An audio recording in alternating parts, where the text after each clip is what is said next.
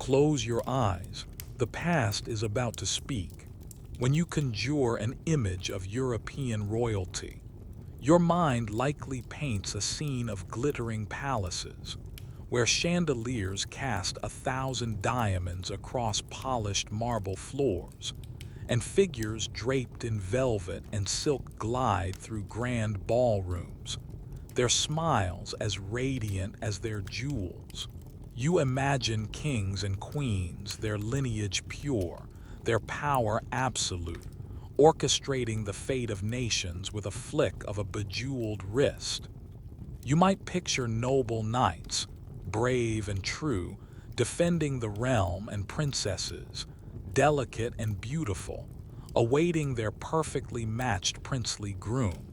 It is a world of grand romantic gestures, of strategic alliances forged in lavish feasts, and of a divine right to rule, passed down through untainted bloodlines for centuries. It's the stuff of fairy tales and epic historical dramas, where every royal decision feels momentous, and every royal life seems imbued with an almost mystical significance. But now, gently allow that gilded image to soften, to fray at the edges, and then to dissolve, because the reality of royal life, particularly across the centuries we will drift through tonight, was far removed from such romanticized notions. For all the glittering gold and heavy brocade, the palaces were often drafty, poorly lit, and permeated by a persistent, cloying scent. A blend of unwashed bodies, stale food, and the faint, sickly sweet perfume attempting to mask it all. Imagine stepping into one of these grand halls. Your fine, perhaps itchy, wool or silk garments would offer little comfort against the biting chill that seeped from the stone walls, even in summer.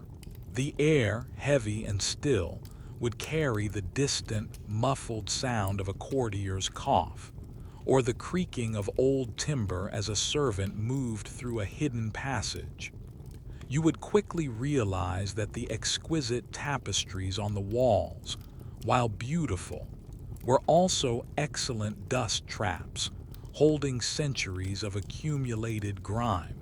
There was no central heating to argue over, no thermostat to tweak to your preferred temperature.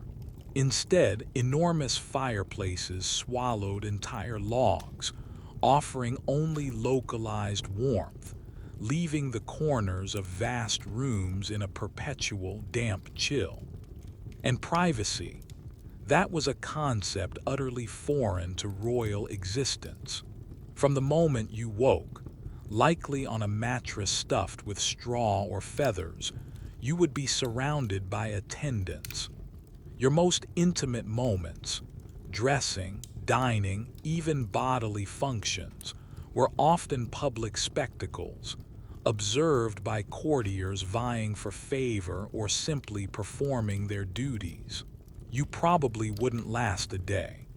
Your modern sensibilities, accustomed to personal space and sterile environments, would revolt against the constant scrutiny, the omnipresent odors, and the general lack of sanitation that defined even the most opulent royal residences. The relentless pursuit of power, a theme as ancient as humanity itself, was the driving force behind the intricate web of alliances that shaped European royalty. Dynasties, seeing themselves as divinely chosen, believed that power flowed most purely through blood. And the purer the blood, the stronger the claim, the more legitimate the rule.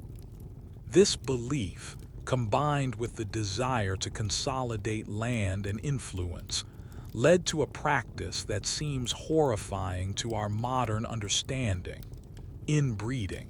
Marriage was not about love or even personal compatibility. It was a coldly calculated political maneuver, a grand chess game played with human lives. Daughters, in particular, were not individuals with their own aspirations but valuable pawns, moved across the board to secure a new territory, forge a new alliance, or, most crucially, produce an heir who would continue the pure bloodline. You might feel a profound sense of sadness for these women, often married off to distant, unknown cousins, sometimes even uncles or nieces, to men they had never met, whose character was secondary to their lineage. This systematic intermarriage, intended to solidify power and prevent lands from fragmenting, inadvertently sowed the seeds of genetic weakness. What seemed like a brilliant strategy to keep wealth and influence concentrated within a few elite families ultimately became a slow, insidious form of self-destruction. The concept of recessive genes, of course, was entirely unknown. They understood certain traits ran in families, but the biological mechanism was a complete mystery. You can imagine the perplexity, perhaps even the superstitious fear, that must have gripped a royal court when a child was born with an unusual deformity, or suffered from a mysterious illness that seemed to afflict only their family. Was it a divine curse, a punishment for some unknown sin, or merely the unfortunate consequence of marrying your first cousin for the third time? One mainstream historical fact often overlooked is that while royal families enjoyed immense privilege, they were far from immune to the pervasive diseases of their time. The bubonic plague, smallpox, tuberculosis, and countless other afflictions swept through palaces just as readily as they did through peasant villages. The difference was perhaps the slightly better nutrition for the royals, but the closed, often unhygienic environments of the courts, with people living in close quarters and limited understanding of contagion, made them ripe for outbreaks. A quirky or shocking tidbit that counters a common misconception is that despite their wealth, many royals had surprisingly poor dental hygiene. Sugar was a luxury, but its widespread consumption among the elite, combined with no understanding of tooth decay or proper brushing, often led to painful abscesses, lost teeth, and chronic bad breath. Imagine trying to conduct diplomacy or attend a grand ball with that persistent ailment. Your 21st century dentist would certainly recoil in horror. Historians still argue whether the physical and mental ailments observed in many royal lines were solely due to genetic factors or exacerbated by the immense psychological pressures of their roles, the rigid etiquette, and the crushing expectation to produce a flawless heir. It's a debate that weaves through the very fabric of our understanding of these historical figures.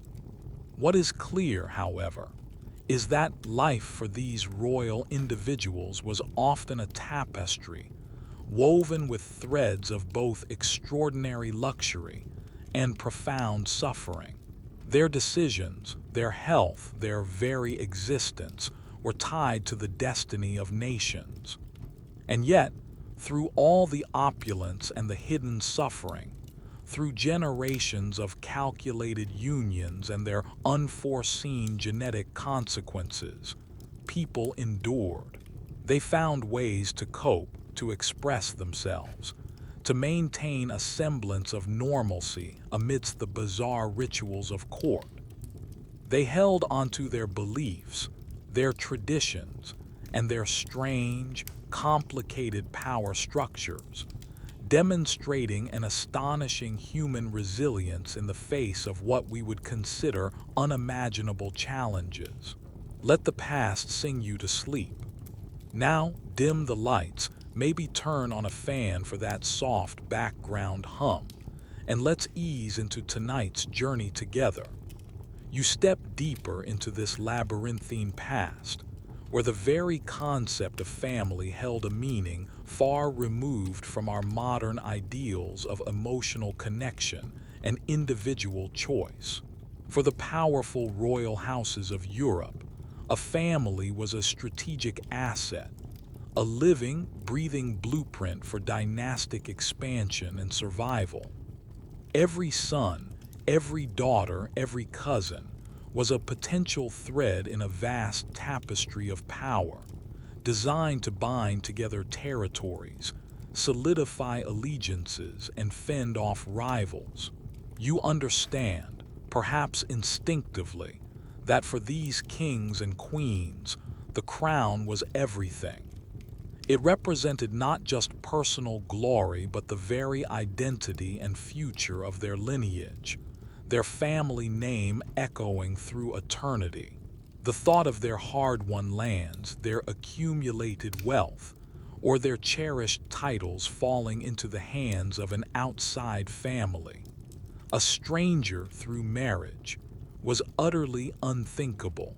It was a betrayal of their ancestors, a weakening of their position, a threat to their entire legacy. Imagine the king, a man burdened by the weight of his ancestors' ambitions, sitting in a dimly lit chamber, perhaps the air thick with the scent of beeswax candles and damp stone. He is not contemplating the happiness of his daughter, but rather studying maps, scrolls detailing dowries, and intricate family trees stretching back generations.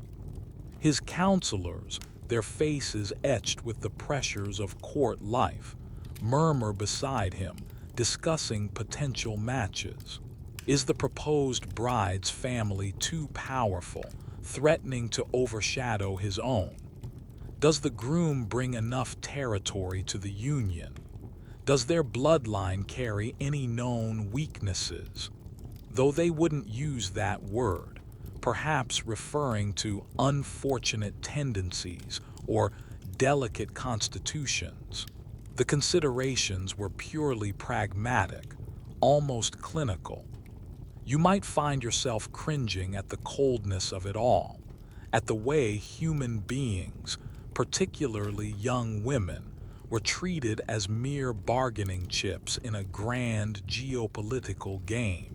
There was no room for individual desires, no concept of compatibility or love matches in this high-stakes world. The core logic behind royal inbreeding, a practice that strikes you as so fundamentally flawed now, was terrifyingly simple and, in their context, seemingly rational. It was about concentration, concentrating wealth, concentrating power, and concentrating legitimate heirs.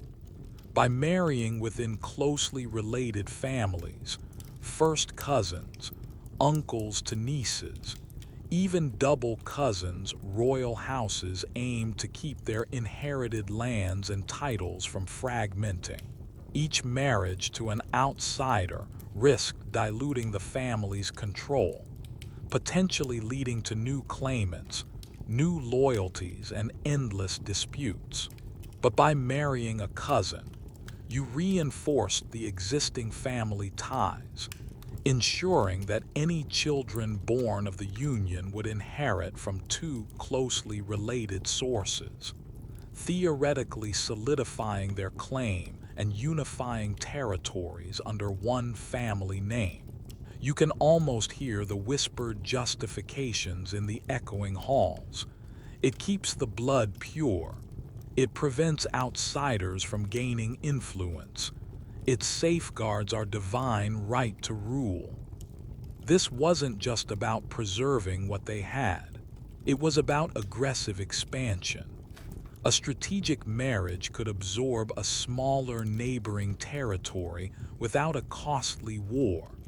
It could forge an alliance strong enough to deter rival powers. It could even lay the groundwork for a future claim to a foreign throne, should that line fail to produce heirs. Think of it as a historical version of corporate mergers and acquisitions, but with human beings as the ultimate assets. And in this cutthroat environment, you truly couldn't afford to be sentimental. Sentimental kings lost wars, lost lands, and lost their crowns. One mainstream historical fact that highlights this logic is the concept of agnatic succession, where inheritance passes only through the male line. This rule, prevalent across much of Europe, put immense pressure on royal women to produce sons, and on the entire dynasty to maintain a robust male lineage. A king without a male heir was a king facing a crisis, and this often drove the desperate search for marriage alliances, sometimes leading to even more desperate inbred unions. A quirky or shocking tidbit, however, is that despite the obsession with pure blood, many royal families quietly acknowledged the need for new blood on occasion, especially if their line seemed to be weakening, or if they desired a new political alliance. This sometimes led to strategic marriages with less prestigious but healthier foreign houses, a subtle contradiction to their stated ideal of concentrated purity. You might find it amusingly hypocritical, or perhaps just a testament to their desperate pragmatism. The air in these royal chambers would often be thick with tension, a silent hum of anxiety underlying the grand pronouncements. The weight of succession, the fragility of life in an age before modern medicine, and the constant threat of war or rebellion would press down on you if you were a royal. You might pace the polished floors, feeling the chill seep through the thin soles of your court shoes, your mind consumed by the next dynastic move. There was no comfortable sofa to sink into, no streaming service to distract you from the immense pressure of securing your family's future. Your entire existence was a performance, a strategic calculation, with the longevity of your bloodline hanging in the balance. Scholars still debate the precise extent to which religious beliefs, beyond the general concept of divine right, directly influenced the practice of royal inbreeding. Was it merely a convenient justification, or did they genuinely believe God favored unions that kept power concentrated? We can only speculate about the true depth of their conviction, but the practical outcomes are undeniable. The repeated intermarriage, while seemingly logical in its time for consolidating power and preventing fragmentation of lands, began to manifest unforeseen, devastating consequences. These consequences, slow to emerge but inexorable in their impact, would gradually erode the very strength these unions were meant to secure. You see the irony, the tragic paradox. The very strategy designed to strengthen the dynasty eventually became its undoing. The family tree, once a symbol of deep roots and sprawling branches, began to wither at the core, its branches becoming brittle, its leaves sparse. But despite the looming shadows of genetic misfortune, the sheer human drive for power, for survival, and for the perpetuation of one's legacy continued. Royals, courtiers, and even the common people caught in the currents of these dynastic maneuvers adapted.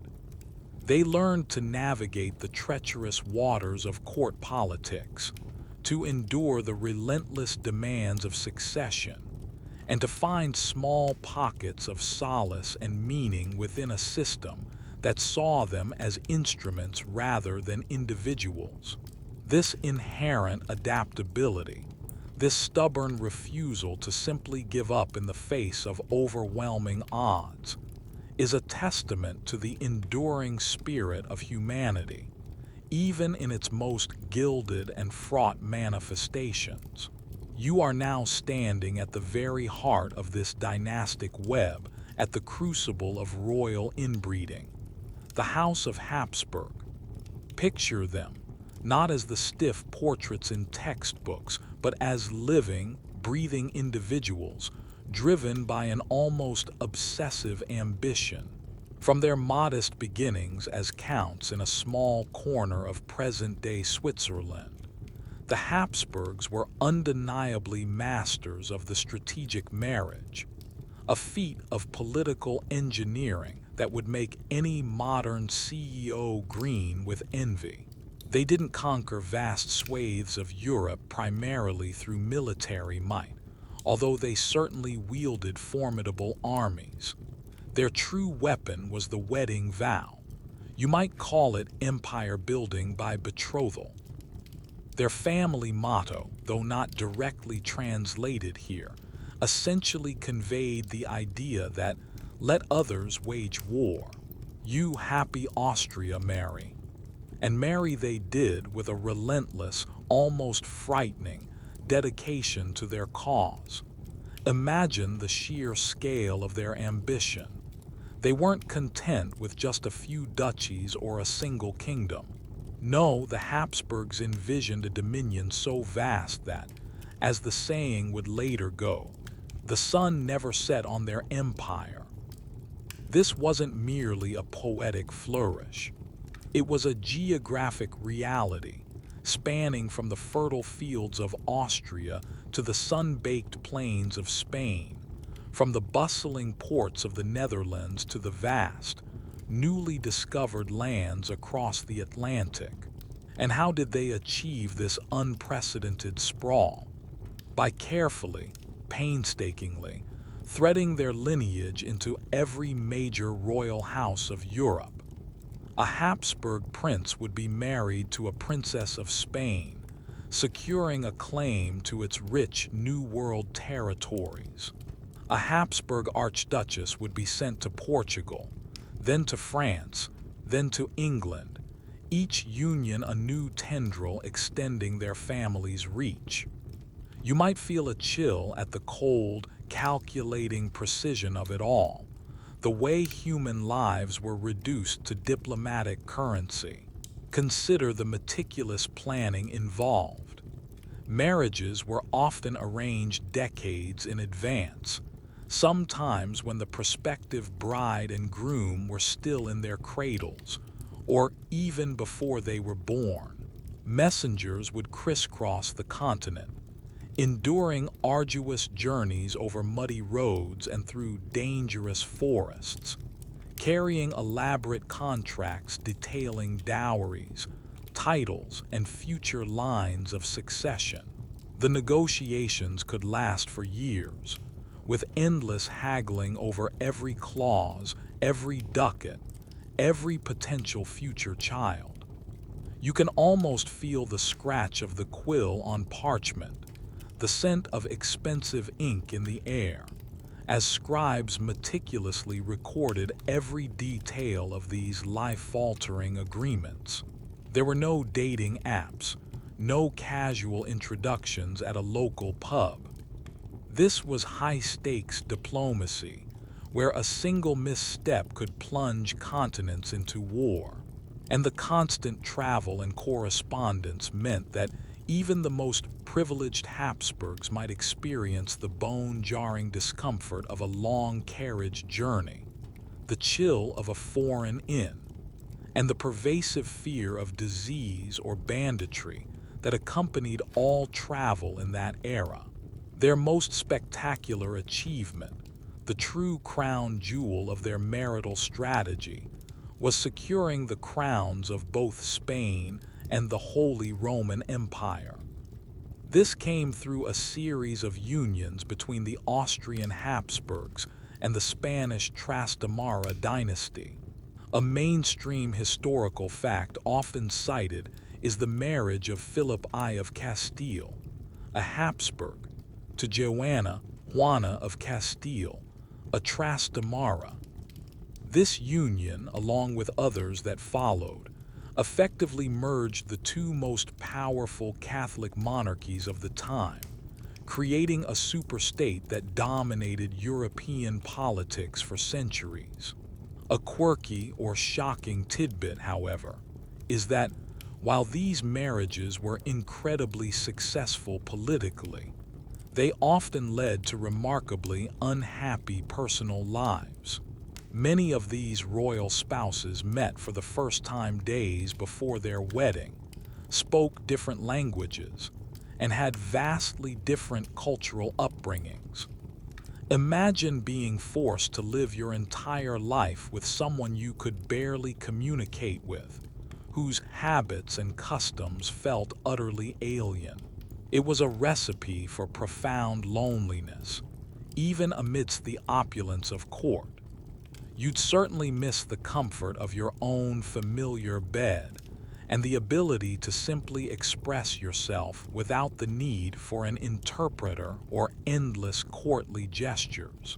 The air in these courtrooms, thick with ambition and veiled threats, would often feel heavy. You might sense the subtle shift in power dynamics with each new alliance, the quiet murmurs of apprehension from rival states, the low hum of endless negotiations. There was no comfortable quiet, no moment of respite from the watchful eyes of courtiers and the ever-present demands of protocol. Your every move, your every glance, was subject to interpretation and scrutiny, and the food, while plentiful, could be surprisingly monotonous or rich to the point of discomfort. Heavy stews, roasted meats, and elaborate pastries, often lacking the fresh, varied flavors you are accustomed to. The meticulousness of the Habsburgs' marriage policy was astonishing. They maintained detailed genealogies, tracking every possible connection, every potential heir, every opportunity for a good match. They were, in essence, the ultimate family planners, but with nations, not just individuals, as their progeny. This constant focus on lineage, on blood purity, led to a tightening of the family circle, as they often married first cousins, double first cousins, and even uncle-niece pairings. The goal was to keep the vast inheritance, the crowns, the lands, and the enormous wealth within the tightly defined boundaries of the Habsburg family. You can visualize the family tree becoming less like a sprawling oak and more like a dense, gnarled bush, its branches intertwining repeatedly upon themselves. Historians still debate the extent to which the Habsburgs truly understood the biological risks they were taking. Did they merely attribute the growing health problems in their line to divine will or bad luck? Or were there quiet whispers among the court physicians about the potential dangers of their intermarriage practices? We can only speculate about the true awareness of genetic consequences. What is undeniable, however, is the visible manifestation of these choices. The very features that became characteristic of their line, particularly the prominent jaw, began to emerge as a physical hallmark, a living testament to their calculated but ultimately dangerous strategy. Despite the often grim realities of these arranged marriages and the looming shadow of genetic consequences, the Habsburgs, and indeed all people caught within this system, found ways to endure. Royal women, despite being pawns, often exercised considerable influence through their roles as queens and regents, finding agency within the confines of their gilded cages. They fostered culture, patronized the arts, engaged in diplomacy, and often displayed remarkable personal strength in the face of immense pressure. They found small comforts: the warmth of a fire on a cold night, the solace of prayer, the quiet companionship of a loyal lady-in-waiting. Their human spirit, even when constrained by the dictates of power and lineage, found ways to persist, to thrive, and to leave an indelible mark on the tapestry of history. Echoes of the past, whispered for your rest. As you gaze upon the portraits of these powerful Habsburgs, a striking, almost unsettling feature emerges, a signature of their lineage that transcends generations: the infamous Habsburg jaw. It is not subtle. You can see it clearly, even in the idealized paintings. A pronounced underbite, often accompanied by a thick lower lip and an elongated chin. Imagine for a moment walking through their gilded halls, perhaps during a grand court reception. Your eyes would be drawn to it, not out of malice, but out of sheer visual impact. You might notice how some members of the family struggled to fully close their mouths, a slight gap often visible between their upper and lower teeth. Perhaps a faint whistle could be heard when they spoke, or a slight lisp, as their tongue navigated the altered architecture of their mouth. The air in these crowded rooms, heavy with the scent of expensive perfumes and the faint, ever-present odor of unwashed bodies beneath layers of silk, would carry the low hum of conversation, and occasionally you might catch a glimpse of a Habsburg struggling to articulate a phrase, or perhaps a polite smile that looked less natural than it ought to. This distinctive facial structure, known formally as mandibular prognathism, was not a random occurrence. It was a clear, visible manifestation of the relentless inbreeding that had characterized the Habsburg dynasty for centuries. You understand now that when closely related individuals reproduce, the chance of inheriting two copies of the same recessive gene, including those for less desirable traits, dramatically increases. Normally, a person might carry a recessive gene for a specific physical characteristic or a hidden health condition. But if their partner carries a different dominant gene for the same trait, the dominant gene will express itself, and the recessive one remains silent.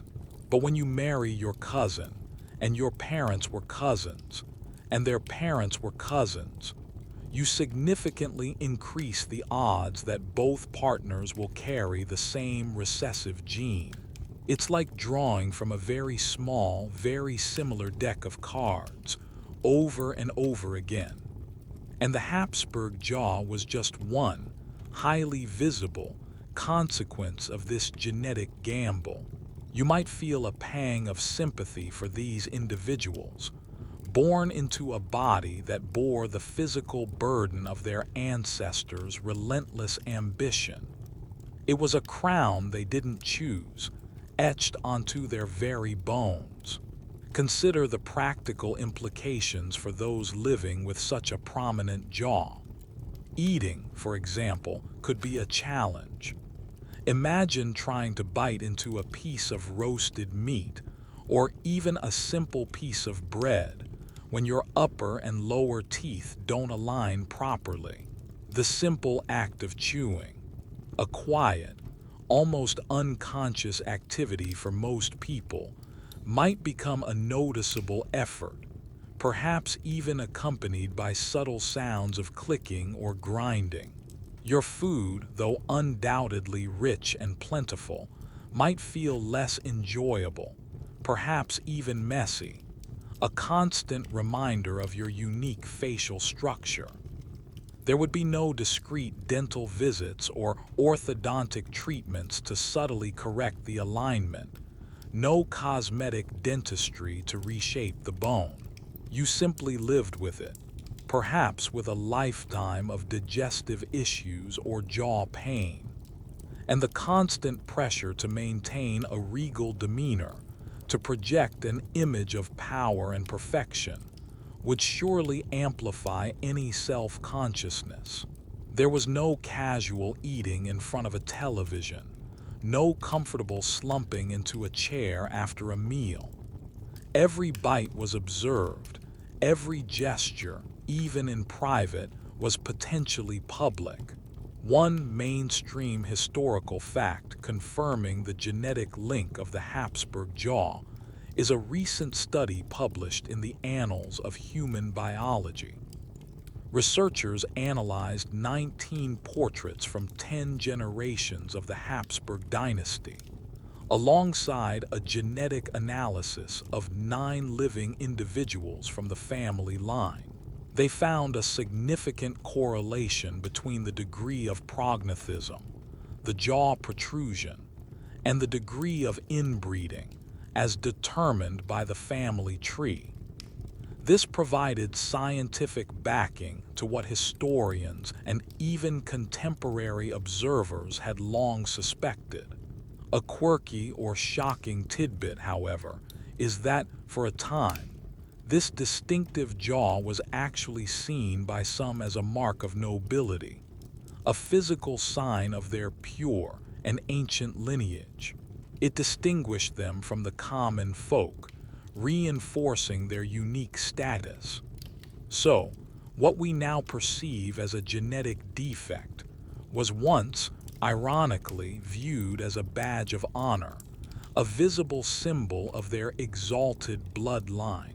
You might find yourself stifling a chuckle at the sheer absurdity of it, a stark contrast between historical perception and modern scientific understanding. The court, while outwardly respectful, would be a hotbed of subtle observation. You might feel the weight of unspoken judgment or the curious gazes of foreign dignitaries encountering the family's distinctive features for the first time.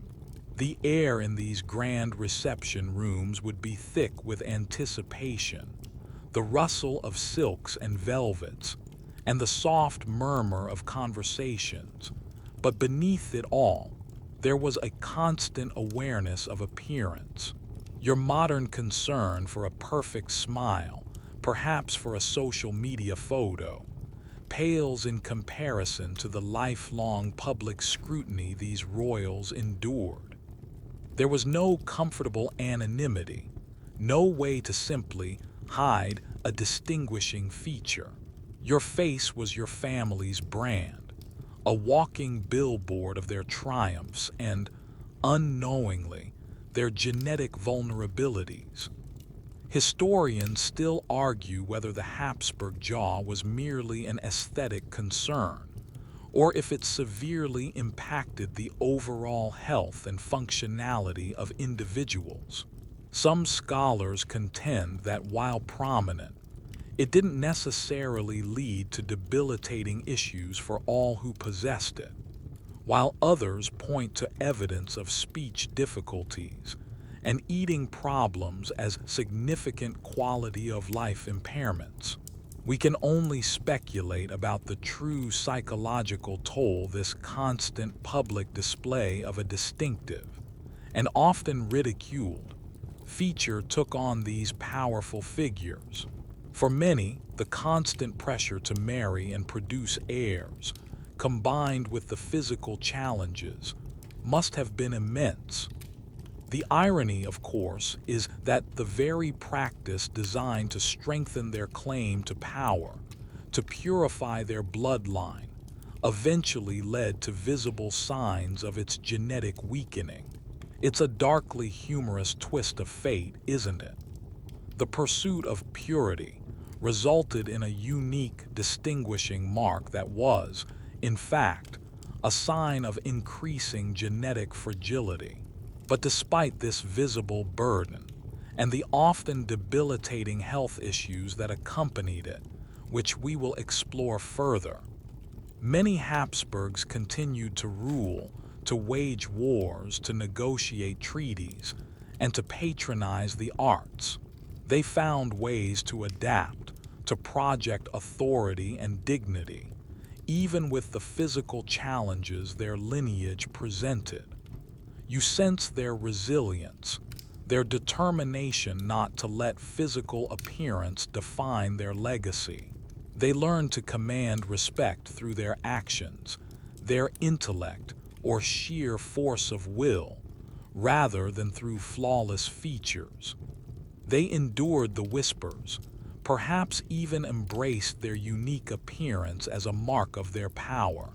This stubborn refusal to be diminished, to continue to lead and to shape the destiny of nations despite inherent vulnerabilities, is another testament to the complex, often surprising, strength of the human spirit, even when encased in velvet and gold, where history whispers you to sleep.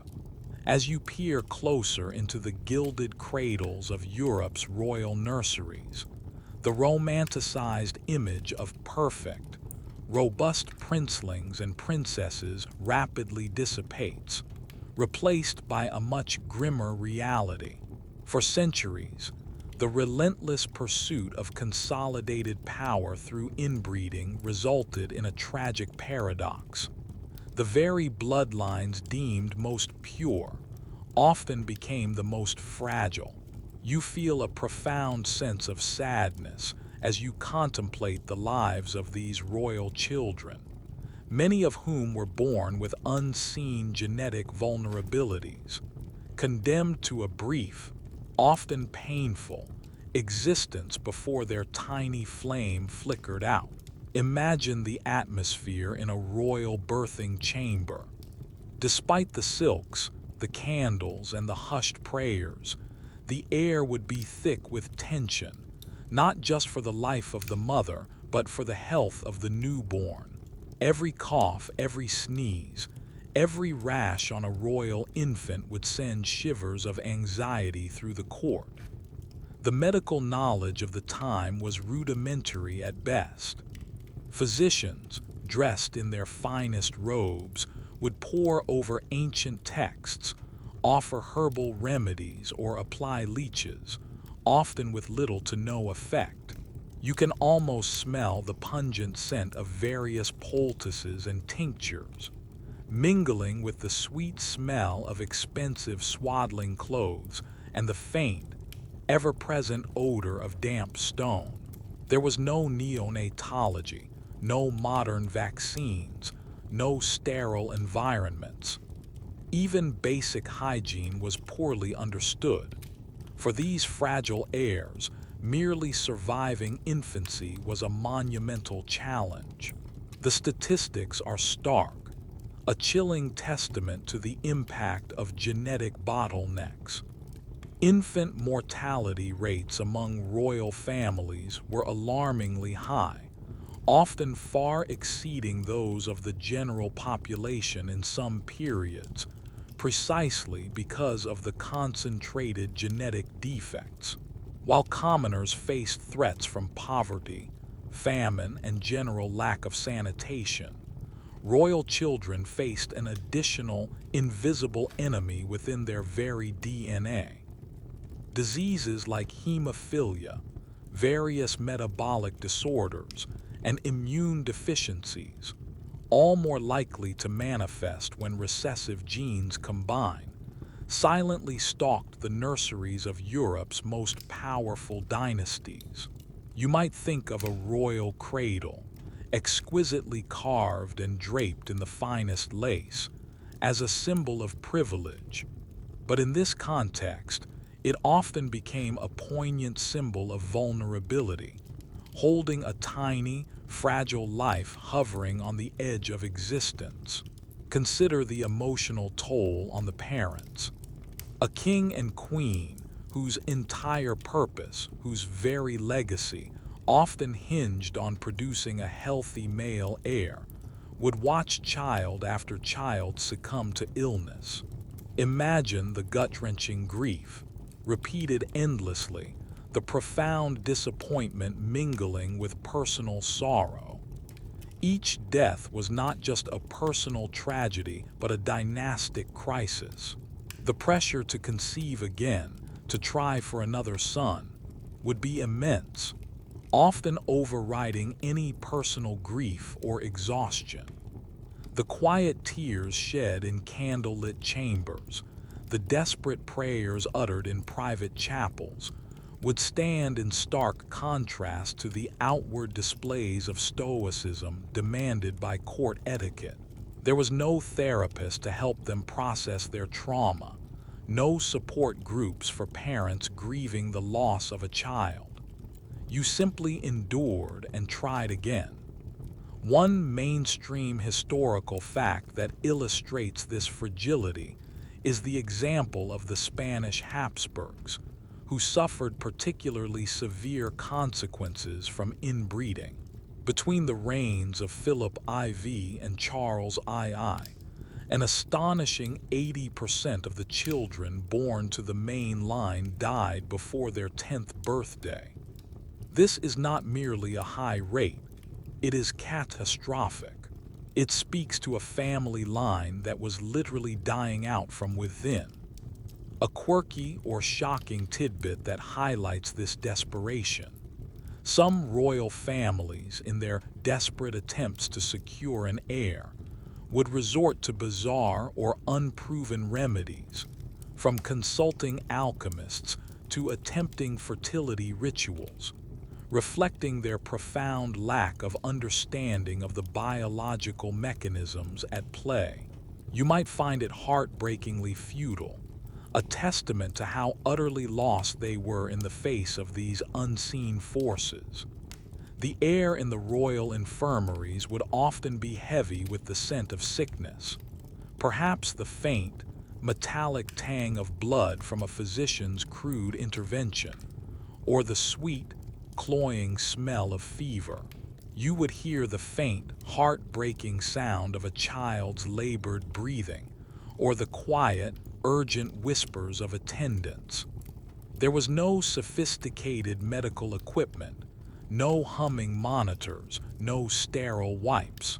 Instead, damp cloths, herbal infusions, and the constant presence of caregivers, often helpless in the face of the mysterious maladies that afflicted their tiny charges.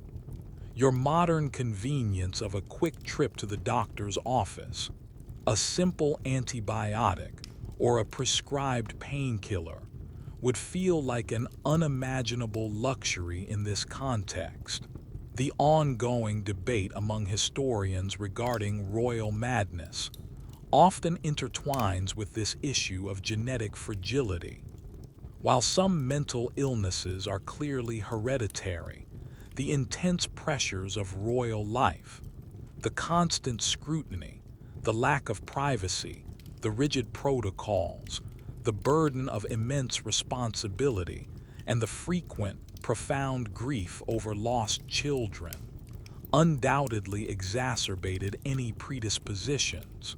Was it purely genetic, or was it a complex interplay of nature and nurture, with the oppressive environment pushing vulnerable individuals to the brink? We can only speculate about the true inner turmoil experienced by figures like Juana of Castile, whose story we will soon touch upon, but it highlights the tragic interplay between biology and circumstance. The pursuit of pure blood was not only about aesthetics or even power consolidation.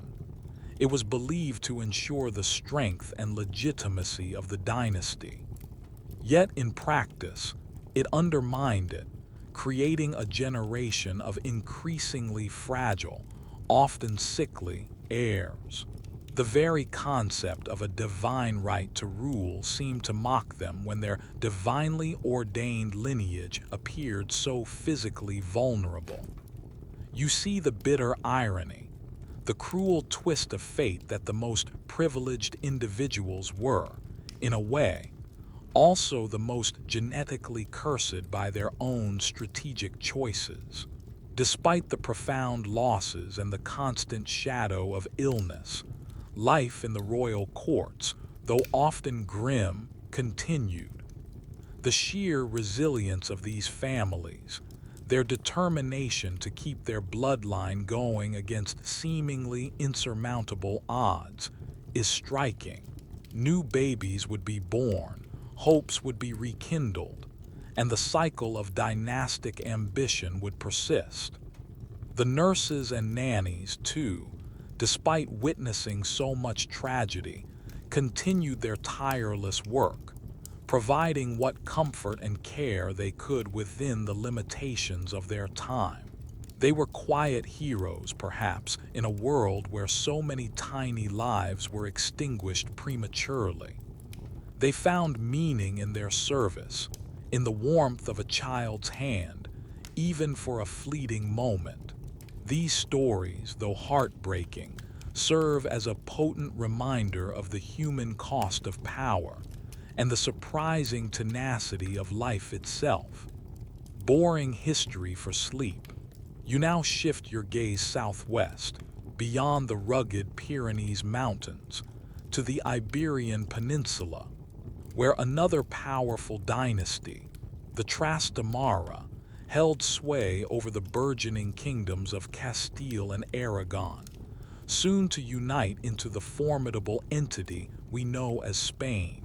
The air here, even in the grandest palaces, might feel different, perhaps drier, carrying the faint, earthy scent of sun-baked landscapes and the distant, rhythmic sound of a blacksmith's hammer echoing from a nearby village. The very stones of the castles feel ancient, steeped in centuries of Moorish and Christian conflict, and the echoes of conquest seem to hang in the air. The Trastamaras, like their Habsburg counterparts, were keenly aware of the power of marriage as a political tool. Their own rise to power had been marked by civil war and strategic alliances, and they understood that securing their grip on the throne meant forging unbreakable bonds, both within the peninsula and with the most influential families beyond its borders. So, when the opportunity arose to intertwine their destiny with the rising star of the Habsburgs, it was not merely seized, it was meticulously orchestrated. This wasn't a casual dalliance between two families. It was a grand strategic merger, a dynastic powerhouse forming on the European stage. The pivotal moment in this union, a mainstream historical fact, was the marriage of Isabella I of Castile and Ferdinand II of Aragon, the Catholic monarchs who famously unified Spain and sponsored Christopher Columbus. Their union marked the beginning of Spain's golden age. But the story doesn't end there.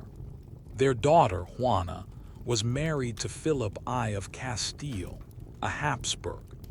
This marriage, along with others between their children and the Austrian Habsburgs, effectively merged the two most powerful Catholic monarchies in Europe, creating an empire that stretched from the Americas to the Philippines.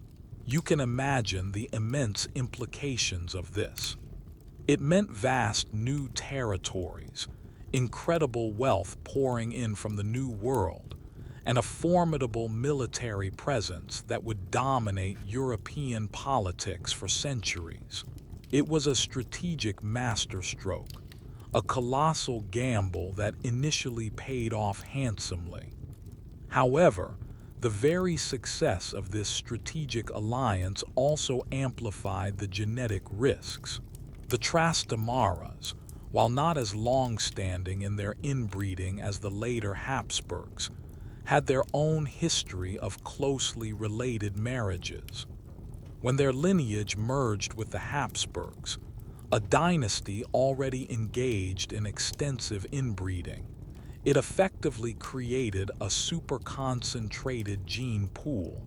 It was like taking two already tightly woven threads and attempting to knot them even tighter, increasing the chances of snagging and weakening the entire fabric.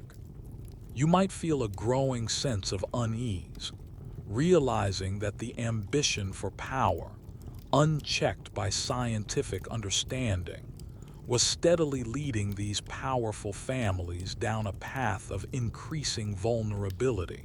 A quirky or shocking tidbit: despite the immense wealth and power that flowed from their newly united empire, life in the Spanish court, even for royals, could be surprisingly Spartan in some aspects compared to their more opulent French or Italian counterparts.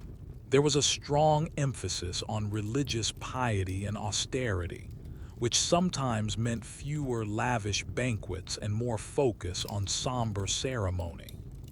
Imagine the contrast: gold pouring in from the Americas, but a queen might wear a simple dark gown for much of the week, and the court might observe strict fasting days. You might find this a strange juxtaposition, the immense riches alongside a stern, almost puritanical, courtly existence. There was no casual attire, no comfortable lounging in soft clothes. Every garment was a statement, every posture dictated by rigid etiquette. The air in the courtyards of Spanish palaces, even in the depths of winter, might carry the scent of orange blossoms from distant groves, mixed with the pervasive smell of wood smoke from countless hearths. You would hear the echoing sound of chanting from nearby chapels, or the distant strains of a lute, adding a melancholic undertone to the grand affairs of state. The food, though rich in flavor, would be prepared using ancient techniques. Spices from the newly discovered lands would be rare and precious, while the staple diet would consist of roasted meats, hearty stews, and plenty of bread, perhaps made from coarse grain, offering a gritty texture on your tongue. And the constant flow of people through the palace, servants, courtiers, diplomats, meant that the soundscape was never truly silent, a low hum of humanity always present. The pressures on these Spanish royals, particularly the women, were immense.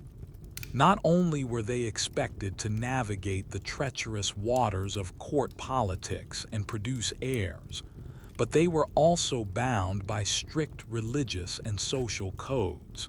Their lives were often meticulously scheduled, from dawn prayers to late-night audiences. There was no opportunity for quiet solitude or personal pursuits outside the confines of their royal duties. You might reflect on the lack of personal freedom they endured, a stark contrast to our modern ability to choose our own paths. Historians still debate the precise mental state of Juana of Castile, often labeled Juana the Mad. Was her behavior primarily the result of genetic predisposition to mental illness, exacerbated by inbreeding, or was it a complex reaction to intense political manipulation, profound grief, and a restrictive, controlling environment? We can only speculate about the true nature of her suffering, but her story stands as a poignant symbol of the human cost of these dynastic maneuvers. The tragic confluence of personal vulnerability and political expediency created a narrative that continues to fascinate and disturb. The consolidation of bloodlines, while seemingly brilliant on paper, was a gamble with unforeseen consequences. The grandeur of the Spanish Empire, built on a foundation of strategic marriages and vast wealth, also carried the seeds of its own decline within its very DNA. Yet, despite the inherent fragility, the Spanish Trastamaras, and later the Spanish Habsburgs, managed to create an empire of unprecedented scale and influence. They adapted to the challenges of their intertwined lineages, finding strength in their shared ambition and their unwavering belief in their divine right. Their art, their architecture, their literature, their very existence reflected a profound human resilience, a determination to leave an indelible mark on history, even when the path they chose was fraught with invisible dangers. Where history meets slumber, you now linger on the shadowed figure of Juana of Castile, a name that echoes with a profound sense of tragedy and injustice. Her story is a poignant, almost haunting example of how a royal woman's life could be utterly consumed and distorted by the ruthless demands of dynastic politics and the burgeoning, often misunderstood, impact of inbreeding. Born in the year 1479, she was the third child of Isabella I of Castile and Ferdinand II of Aragon, the very Catholic monarchs who laid the foundation for Spain's golden age. You can imagine her childhood in the vibrant, strict, yet intellectually stimulating court of her formidable parents, absorbing lessons in Latin, philosophy, and the intricate dance of courtly etiquette. The air might have been scented with ink from scholarly pursuits, mingled with the aroma of incense from constant religious observances. Juana, however, was not destined for a quiet, scholarly life. As a princess, her destiny was never truly her own. She was a pawn, albeit a valuable one, in the grand chess game of European power. A mainstream historical fact often overlooked is that Juana was initially considered less significant in the line of succession, with her elder siblings ahead of her. Yet fate, through a series of deaths, her elder brother Juan, then her sister Isabella, and Isabella's infant son Miguel, thrust her unexpectedly into the direct line of inheritance for the crowns of both Castile and Aragon. This sudden shift in her destiny placed an immense, perhaps unbearable, weight upon her shoulders. Her marriage, a cornerstone of the burgeoning Spanish-Habsburg alliance, was orchestrated with the precision of a master clockmaker. In the year 1496, she was sent to Flanders to marry Philip, Duke of Burgundy, known as Philip the Handsome. He was the son of Maximilian I, the Holy Roman Emperor, and Mary of Burgundy, a true Habsburg. This union was designed to cement the alliance against France and create an overwhelming Spanish-Habsburg bloc. Imagine the journey. A young woman crossing vast distances over land and sea, leaving behind everything familiar to marry a man she had never met, whose language she barely spoke, and whose family was as ambitious as her own. You might feel the bracing sea air, the constant rocking of the ship, and the profound sense of isolation that must have accompanied her on this momentous voyage. The marriage itself began, surprisingly, with passion. Juana was deeply infatuated with Philip, a man famed for his charm and good looks. But Philip, by all accounts, was a philanderer, and his frequent infidelities ignited a fierce jealousy in Juana, a jealousy that, combined with the immense pressures of her position and her increasingly complex genetic inheritance, began to manifest as erratic and volatile behavior. You can almost hear the whispered gossip in the antechambers, the hushed conversations among courtiers about the queen's unusual displays of emotion, the scent of fear mingling with the sweet smell of courtly perfume as her outbursts became more frequent. A quirky or shocking tidbit: Juana was known for her intense musicality, often playing the clavichord and singing for hours. It's a poignant detail, hinting at a creative spirit struggling against the confines of her royal duties and her deteriorating mental state. Perhaps music was her only true escape, a brief respite from the suffocating expectations and the ever-present scrutiny. You might imagine the melancholic sound of a harpsichord echoing through cold, empty rooms, a lonely melody performed by a queen slowly losing her grip on reality. Upon the death of her mother, Queen Isabella, in 1504, Juana officially became Queen of Castile. But her perceived instability provided a convenient pretext for powerful men: her husband Philip, and later her father Ferdinand, and eventually her son Charles, to seize control.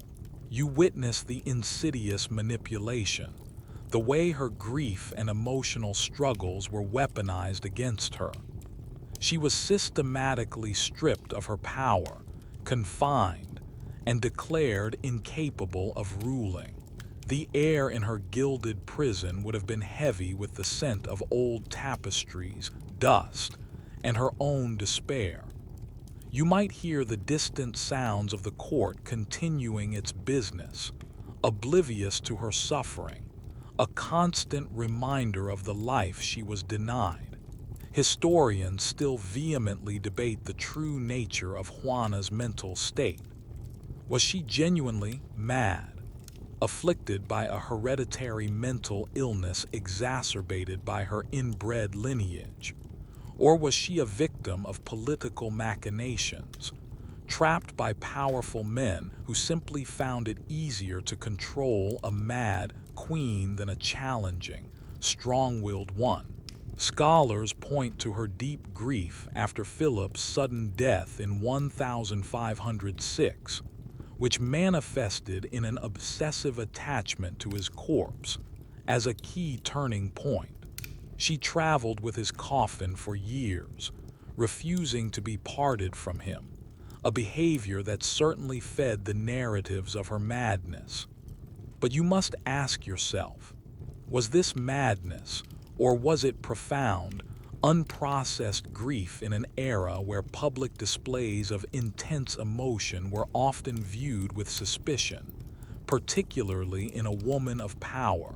Her confinement, which lasted for 46 years until her death in 1555, first in the castle of Tordesillas, was a testament to the brutal realities of royal power struggles. She endured isolation, often subjected to harsh treatment and denied basic comforts.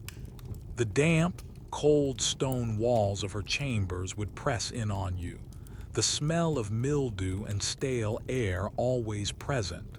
There would be no comfortable escape, no modern forms of entertainment to distract her from the relentless monotony of her imprisonment.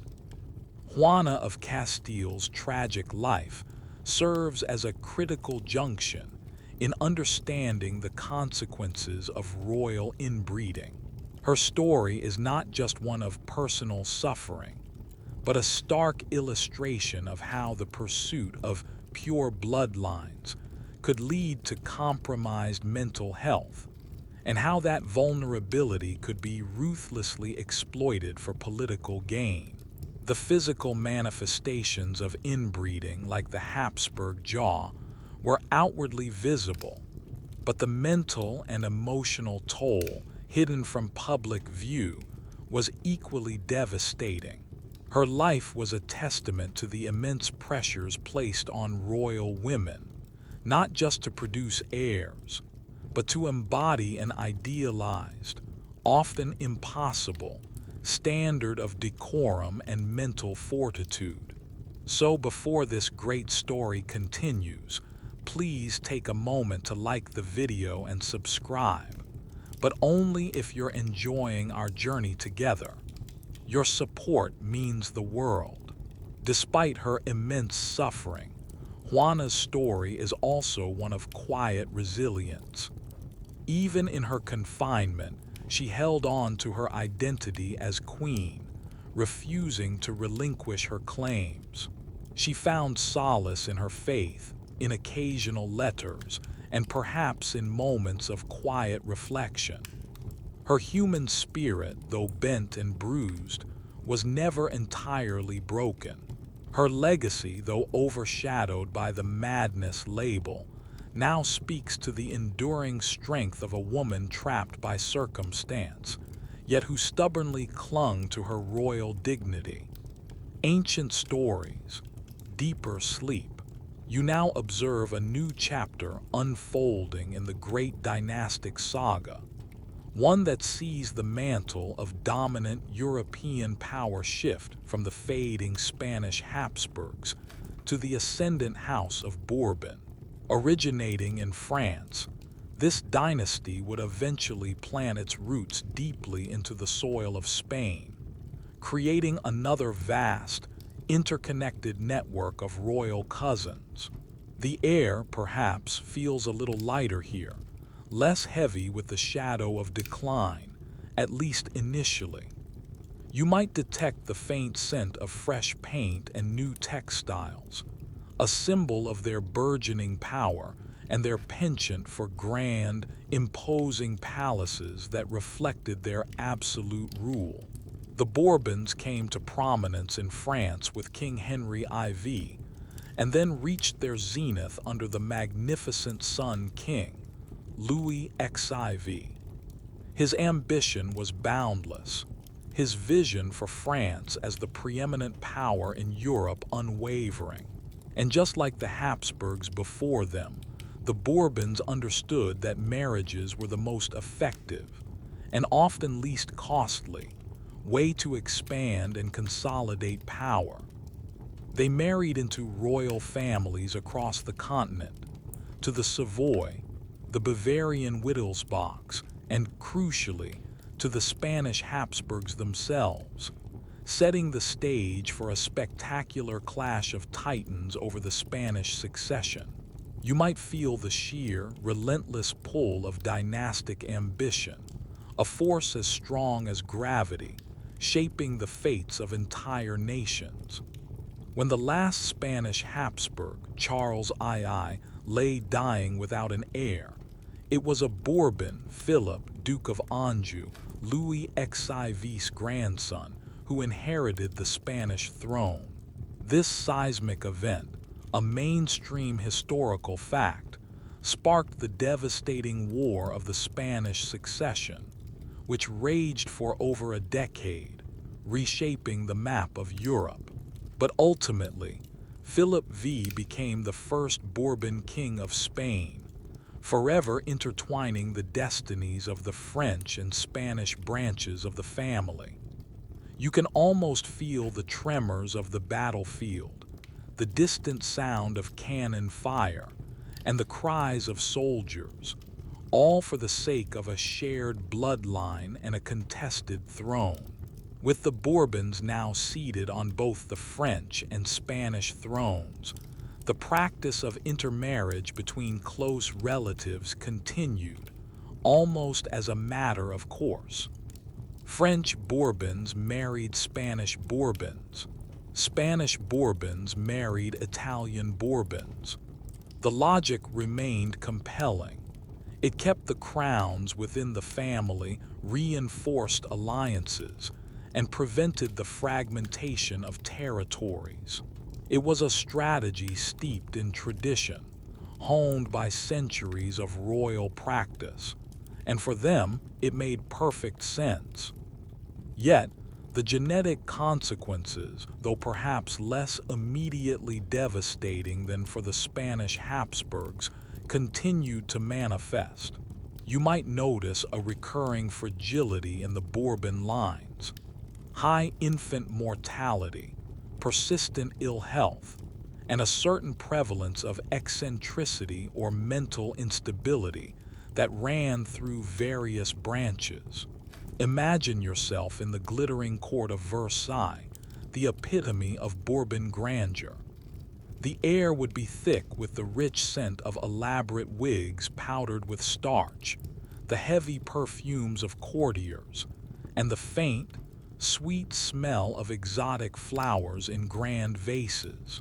You would hear the rustle of voluminous silk gowns, the quiet click of high heels on polished parquet floors, and the constant murmur of hushed conversations, filled with gossip, intrigue, and flattery. The sheer opulence, the endless ceremonies, and the rigid etiquette were designed to project an image of absolute power and divine right. But beneath the surface, the familiar anxieties persisted. The pressure to produce heirs, the fear of illness, and the ever-present threat of political rivals. You might long for a quiet moment to yourself, a comfortable chair to simply sit and read, away from the relentless performance of courtly life. The cuisine, undoubtedly, would be magnificent. Elaborate multi-course meals featuring exotic meats, delicate pastries, and endless wines. But even here, there were no Yelp reviews for the questionable oyster stew, and certainly no concept of balanced nutrition as we understand it. The rich, heavy dishes, consumed without much physical exertion, often led to gout, obesity, and other ailments. A quirky or shocking tidbit: many Bourbon royals, particularly in France, were obsessed with elaborate enemas and purges, believing they were essential for maintaining health and purity. Imagine the elaborate rituals involved, the constant attention to bodily functions, all in the name of a very rudimentary and often counterproductive form of medicine. You might find it amusingly gross, or perhaps just another testament to their profound ignorance of true health practices.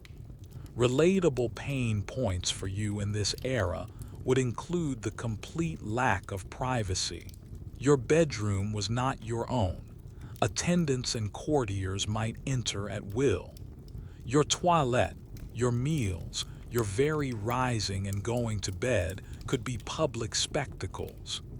There was no comfortable, casual clothing to slip into after a long day. Even in private, layers of stiff, ornate garments were often required, and the pressure to always be on, to maintain a regal composure regardless of personal pain or distress, would be an exhausting burden. You might feel a dull ache in your feet from standing for hours at court, or a stiffness in your neck from maintaining a rigidly upright posture. Historians still debate the specific genetic factors at play in the Bourbon lines, acknowledging that while the Habsburg jaw was a distinct marker, the Bourbons displayed more generalized health issues and a tendency towards certain psychological traits. Was it merely the continuation of existing European aristocratic health trends? Or did their concentrated intermarriage practices actively contribute to a higher incidence of specific illnesses or mental fragilities? We can only speculate about the full extent of the biological cost to these individuals, but the patterns of short lifespans, frequent child mortality, and documented instances of what was then labeled melancholy or eccentricity are undeniable. The Bourbon legacy, while marked by incredible periods of cultural flourishing and military might, also carries the quiet shadow of these genetic choices. The very power they sought to consolidate through bloodlines sometimes created vulnerabilities that led to their eventual downfall, particularly during the tumult of revolutions. Yet, even in the face of these challenges, individuals within the Bourbon dynasty demonstrated remarkable resilience. Kings and queens, despite their physical and mental struggles, continued to govern, to patronize the arts, and to navigate complex political landscapes. They found solace in their faith, in their personal interests, or in the loyalties of their dwindling inner circles. They adapted to their constraints, finding ways to exert influence and maintain their dignity in a world that demanded so much from them, often at immense personal cost. This stubborn determination to endure, to hold onto power and prestige despite the hidden burdens, is a powerful testament to the enduring human spirit. Let the past sing you to sleep. You now turn your attention to the silent protagonists of this vast, intricate drama, the royal daughters. They are often overlooked in the grand narratives of kings and battles, yet their lives were arguably the most profoundly shaped and often sacrificed on the altar of dynastic ambition. Imagine yourself as one of these young women, a princess, born into immense privilege but with astonishingly little personal agency. From the moment you drew your first breath, your destiny was not your own. You were a precious commodity, a living, breathing chess piece in a geopolitical game of unimaginable scale. Your value was not measured in your intellect, your kindness, or your beauty, but in your ability to forge alliances and, above all, to produce heirs. The air around you, in the nurseries and then the private apartments of your royal childhood, would be thick with expectation. Every cough, every childhood ailment would be met with intense anxiety, for your health was not just your own. It was a matter of state. You would learn early that your body was not truly yours, but a vessel for the continuation of your family line. Your education would be meticulously crafted, not to foster personal growth, but to prepare you for your future role as a queen or a princess consort in a foreign land. You would learn languages, etiquette, perhaps music and dance, all designed to make you a more suitable and accomplished bride. The scent of parchment and ink, the quiet murmur of your tutors, would be constants in your early years. Consider the reality of these arranged marriages. A mainstream historical fact is that many royal daughters were betrothed, or even married by proxy, as mere children.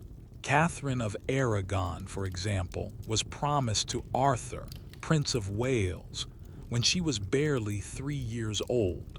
Imagine knowing from the tenderest age that your future lay with a stranger in a foreign court, bound by a contract you could not read, let alone understand. The emotional complexity of this situation is immense. There was no concept of dating, no opportunity for courtship, no chance to discover shared interests or affections. Your first meeting with your future husband might be days before your wedding, a stilted, formal encounter designed for inspection, not intimacy. You might find yourself searching his eyes for some hint of kindness, some shared humanity, or perhaps just a flicker of understanding of the immense, shared burden. The physical journey to your new life could be arduous and terrifying. Weeks, sometimes months, of travel by carriage or ship, exposed to the elements, to discomfort, and to the ever-present threat of illness or attack. You would arrive in a strange land, surrounded by unfamiliar faces, speaking a different language, and adhering to customs that felt alien. Your new home, however grand, would likely feel cold and lonely, especially in the early days. The constant presence of servants and courtiers, while a sign of your status, also meant a complete lack of privacy. Your every move, your every reaction would be scrutinized and reported. There would be no quiet corner for tears, no comfortable pajamas to slip into for a moment of ease. Every aspect of your existence was a performance, a quirky or shocking tidbit. Despite their status, royal daughters were often denied even simple personal comforts if it was deemed against protocol or tradition. Some were forbidden from riding horses or engaging in physical activities considered unfitting for a future queen, even if they enjoyed them, further limiting their personal freedom and expression. You might find yourself frustrated by the sheer absurdity of such restrictions, longing for the freedom to simply walk alone in a garden or feel the wind in your hair. The pressure to conceive, and crucially to produce a male heir, was a crushing weight that descended upon these women from the moment of their marriage. Your body, once a vessel, now became a factory, subjected to intense scrutiny and expectation. Every missed period, every morning sickness, would be met with cautious optimism, followed by crushing disappointment if the pregnancy failed or resulted in a daughter, who would then, in turn, become another chess piece.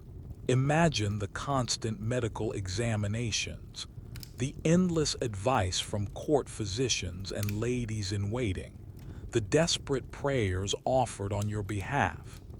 The scent of herbs and remedies would permeate your chambers, and the sound of hushed conversations about your fertility would be a constant hum in the background. There was no modern fertility treatment, no understanding of genetics. If you struggled to conceive, or if your children were sickly, it could be seen as a personal failure, a divine curse, or even proof of your unsuitability. Many royal women endured multiple pregnancies, often in quick succession, physically drained and emotionally exhausted, all for the sake of the dynasty. The pain of childbirth, in an era before modern pain relief or sterile practices, was immense and often life-threatening. You might hear the distant cries of a woman in labor echoing through the palace, a stark and terrifying reminder of your own inevitable future. Historians still debate the extent of agency royal daughters truly possessed within this rigid system. While some clearly found ways to wield influence and become powerful figures in their own right, like Catherine the Great, though not directly part of our inbreeding focus, she exemplifies female royal power. Many others were consumed by their roles, their lives defined by their reproductive capacity and their political utility. We can only speculate about the true internal struggles, the quiet rebellions, or the profound loneliness these women experienced. The parallels to modern life's pressures, though vastly different in context, can still be felt. Imagine the pressure of a demanding career, but where your product is a human being, and your success determines the fate of a nation. or the relentless public scrutiny faced by modern celebrities, but magnified 1,000-fold, with your every private moment subject to observation and political interpretation. There was no social media for validation, no online support groups for shared struggles. You were utterly alone in your gilded cage. Yet, despite the immense pressures, the constant scrutiny, and the profound lack of personal freedom, these royal daughters often displayed remarkable resilience. They adapted to foreign courts, learned new languages and customs, and navigated treacherous political landscapes. They raised their children, often displaying deep affection despite the dynastic imperatives. Some became beloved queens, others shrewd regents, finding ways to exert their influence and leave their own mark on history, even while confined by the strictures of their birth. Their capacity for endurance, their quiet strength in the face of immense adversity, is a testament to the enduring power of the human spirit, even when that spirit is trapped within a golden cage. Soft voices, sleepy stories, sweet dreams. You now delve deeper into the relentless, all-consuming pressure that defined the lives of royal women, the imperative to produce a healthy male heir. This was not merely a desirable outcome. It was the very bedrock of dynastic survival, a mission so critical that it often overshadowed all other considerations, dictating marriage choices, medical interventions, and even the emotional landscape of the court. Imagine the weight of this expectation pressing down on you from the moment you became a bride. Your personal worth, your standing in the eyes of your husband, your family, and indeed your entire kingdom, hinged on your ability to deliver a son.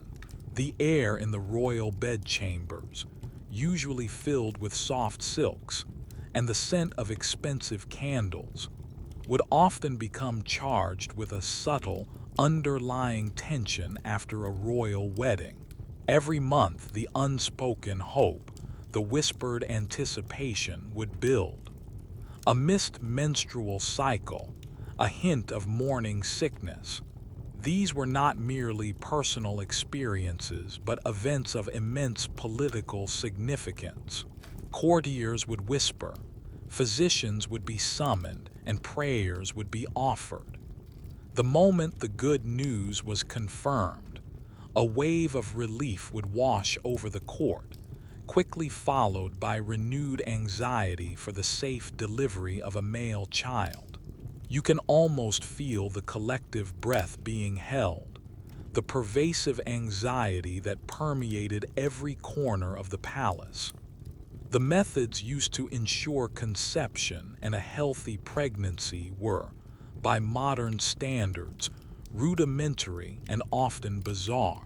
Royal women would consume a litany of potions and remedies, from powdered pearls to various animal organs, all believed to enhance fertility.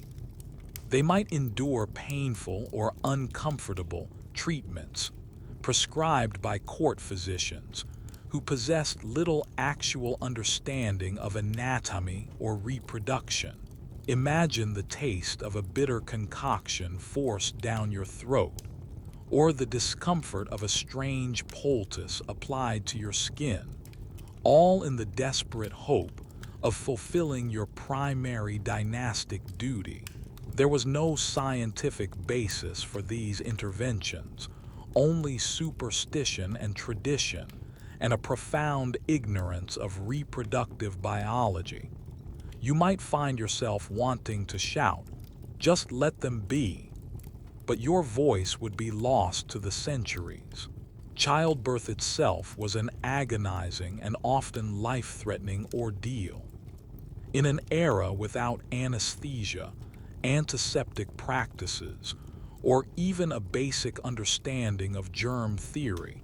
It was the leading cause of death for young women. Royal women, despite their gilded surroundings, were just as vulnerable, if not more so, due to the prevalence of genetic issues.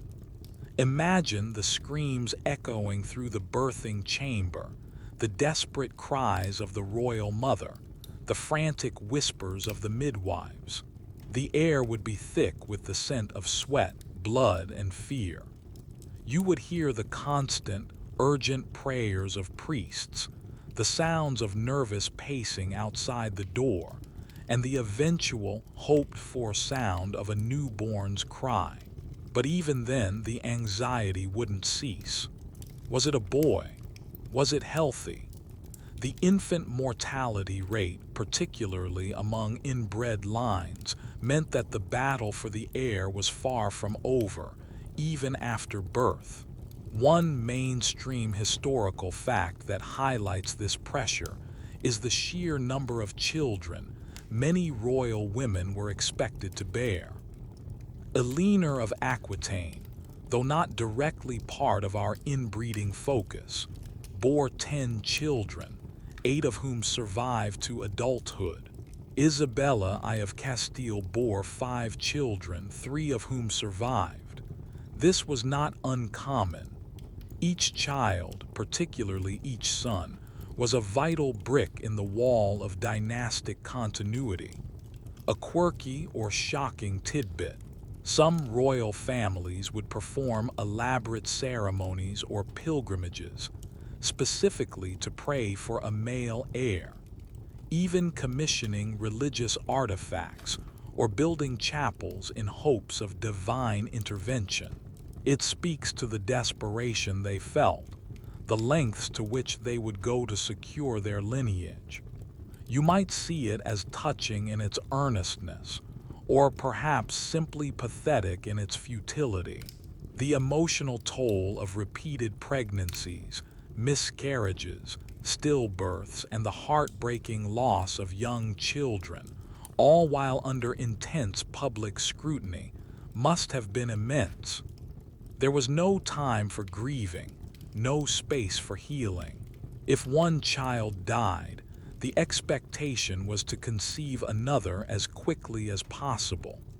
You would carry the weight of these losses, the quiet sorrow in your heart, while maintaining a regal composure for public appearances.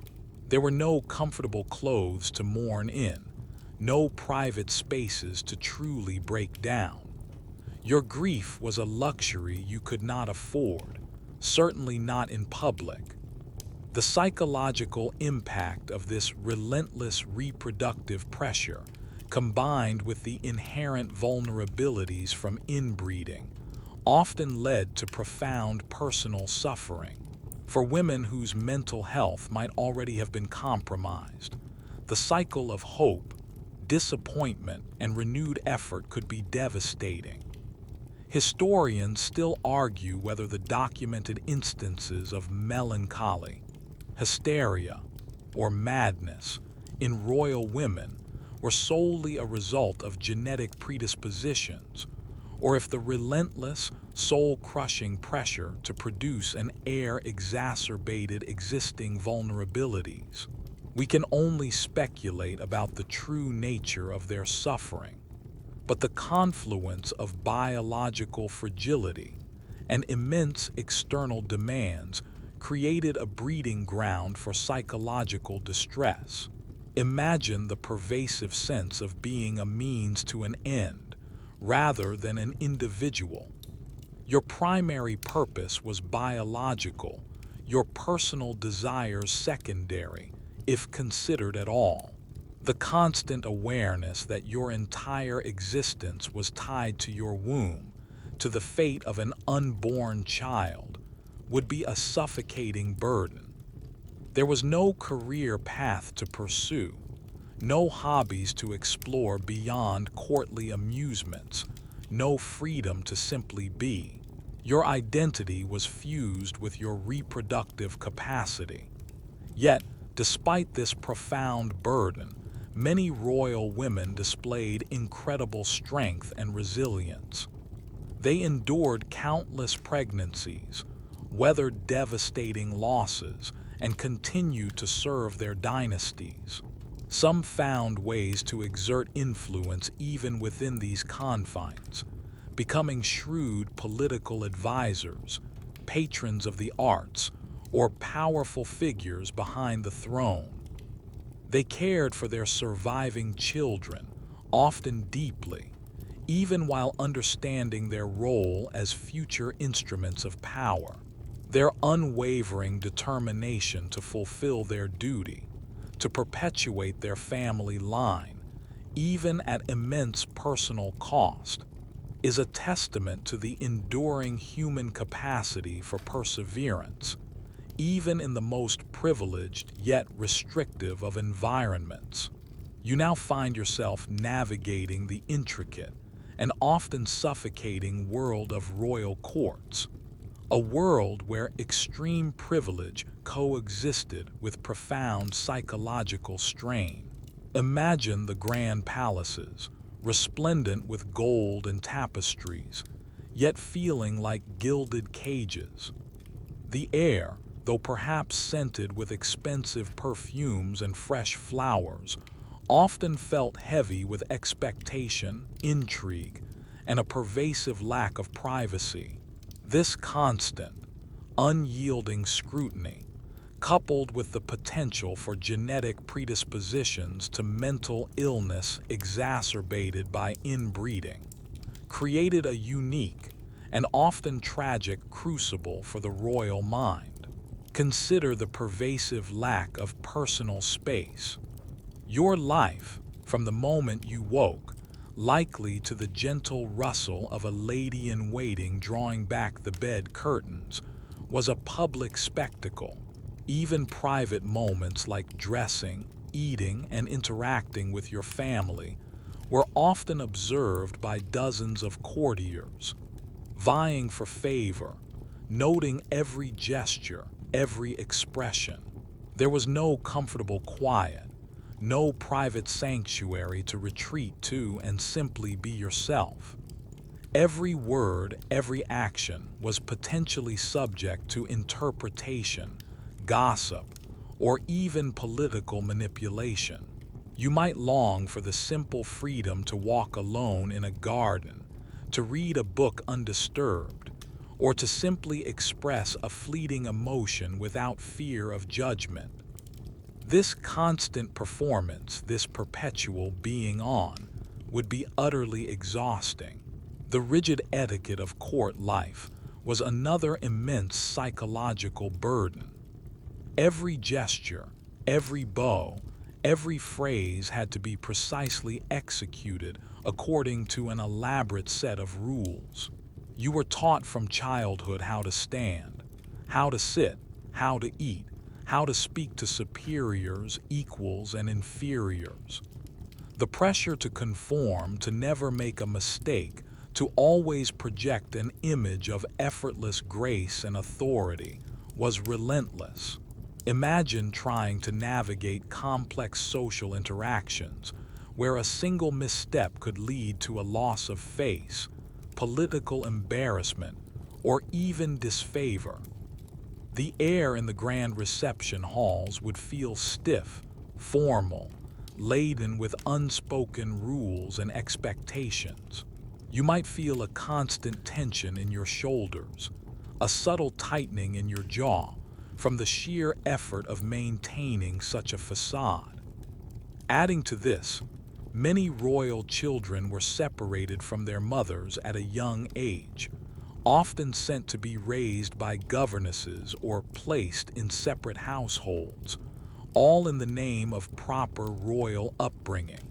The emotional bonds that most children take for granted were often fractured or entirely absent.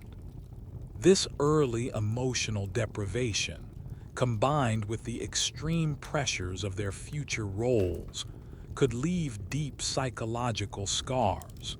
There were no family therapy sessions, no discussions about emotional well-being. Any sign of vulnerability was often suppressed or seen as a weakness.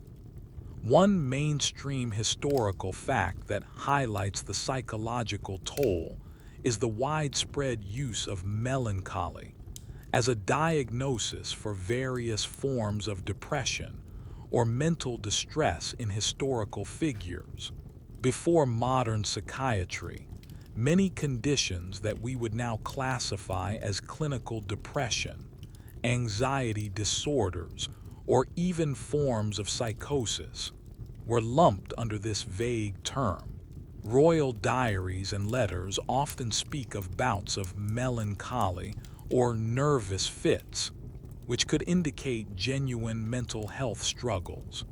A quirky or shocking tidbit: some royal courts had official fools or jesters, whose role was not just to entertain, but also, paradoxically, to serve as a sort of sanctioned outlet for uncomfortable truths or criticisms that no one else dared to voice to the monarch. You might find this a bizarre coping mechanism, a subtle acknowledgement of the psychological pressure cooker that was court life, where even the king needed someone to speak uncomfortable truths, albeit wrapped in a joke. Historians still widely debate the precise interplay between genetic predisposition, exacerbated by inbreeding, and environmental factors in cases of documented royal madness. For figures like Juana of Castile or King George III of England, a descendant of European royalty, though not primarily a subject of Habsburg/Bourbon inbreeding, his case illustrates the complexity. The question remains: was it purely inherited mental illness, or did the isolation, the immense pressures of governance, the constant grief over lost children, the lack of trusted confidants, and the profound social constraints push already vulnerable individuals over the edge? We can only speculate about the true inner turmoil, the profound loneliness, and the sense of entrapment many of these individuals must have experienced. The food, though often lavish, would be consumed in highly ritualized public settings. The conversation would be carefully controlled, the atmosphere formal. There was no comfortable family dinner, no easy laughter around a kitchen table. Every meal was an event, another performance. You might long for the simple taste of a home-cooked meal, prepared with love, rather than the elaborate, often cold dishes served with such pomp. The air would be filled with the clinking of silverware, the soft scrape of chairs, and the low hum of courtly chatter, rarely punctuated by genuine, unguarded conversation. The lack of control over one's own life, even for the most powerful monarchs, was a significant stressor. Marriages were arranged, political alliances dictated, and personal desires often suppressed.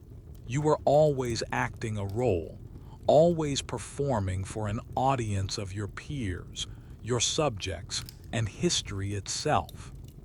The constant awareness of your lineage, the weight of your ancestors' achievements and failures, would be a relentless burden. There was no comfortable anonymity, no escaping the public eye. Yet, even within these extreme conditions, elements of human resilience shone through. Some royals found solace in their faith, in their artistic pursuits, or in quiet scholarship. They developed coping mechanisms, perhaps a wry sense of humor, a deep connection with a loyal servant, or a passionate interest in collecting or gardening. They found small pockets of comfort, moments of peace, within their otherwise demanding and often isolating lives. The human spirit, in its tenacious refusal to be utterly crushed, always seeks out light, even in the most shadowed corners of a golden cage. Drift through time, dream through history.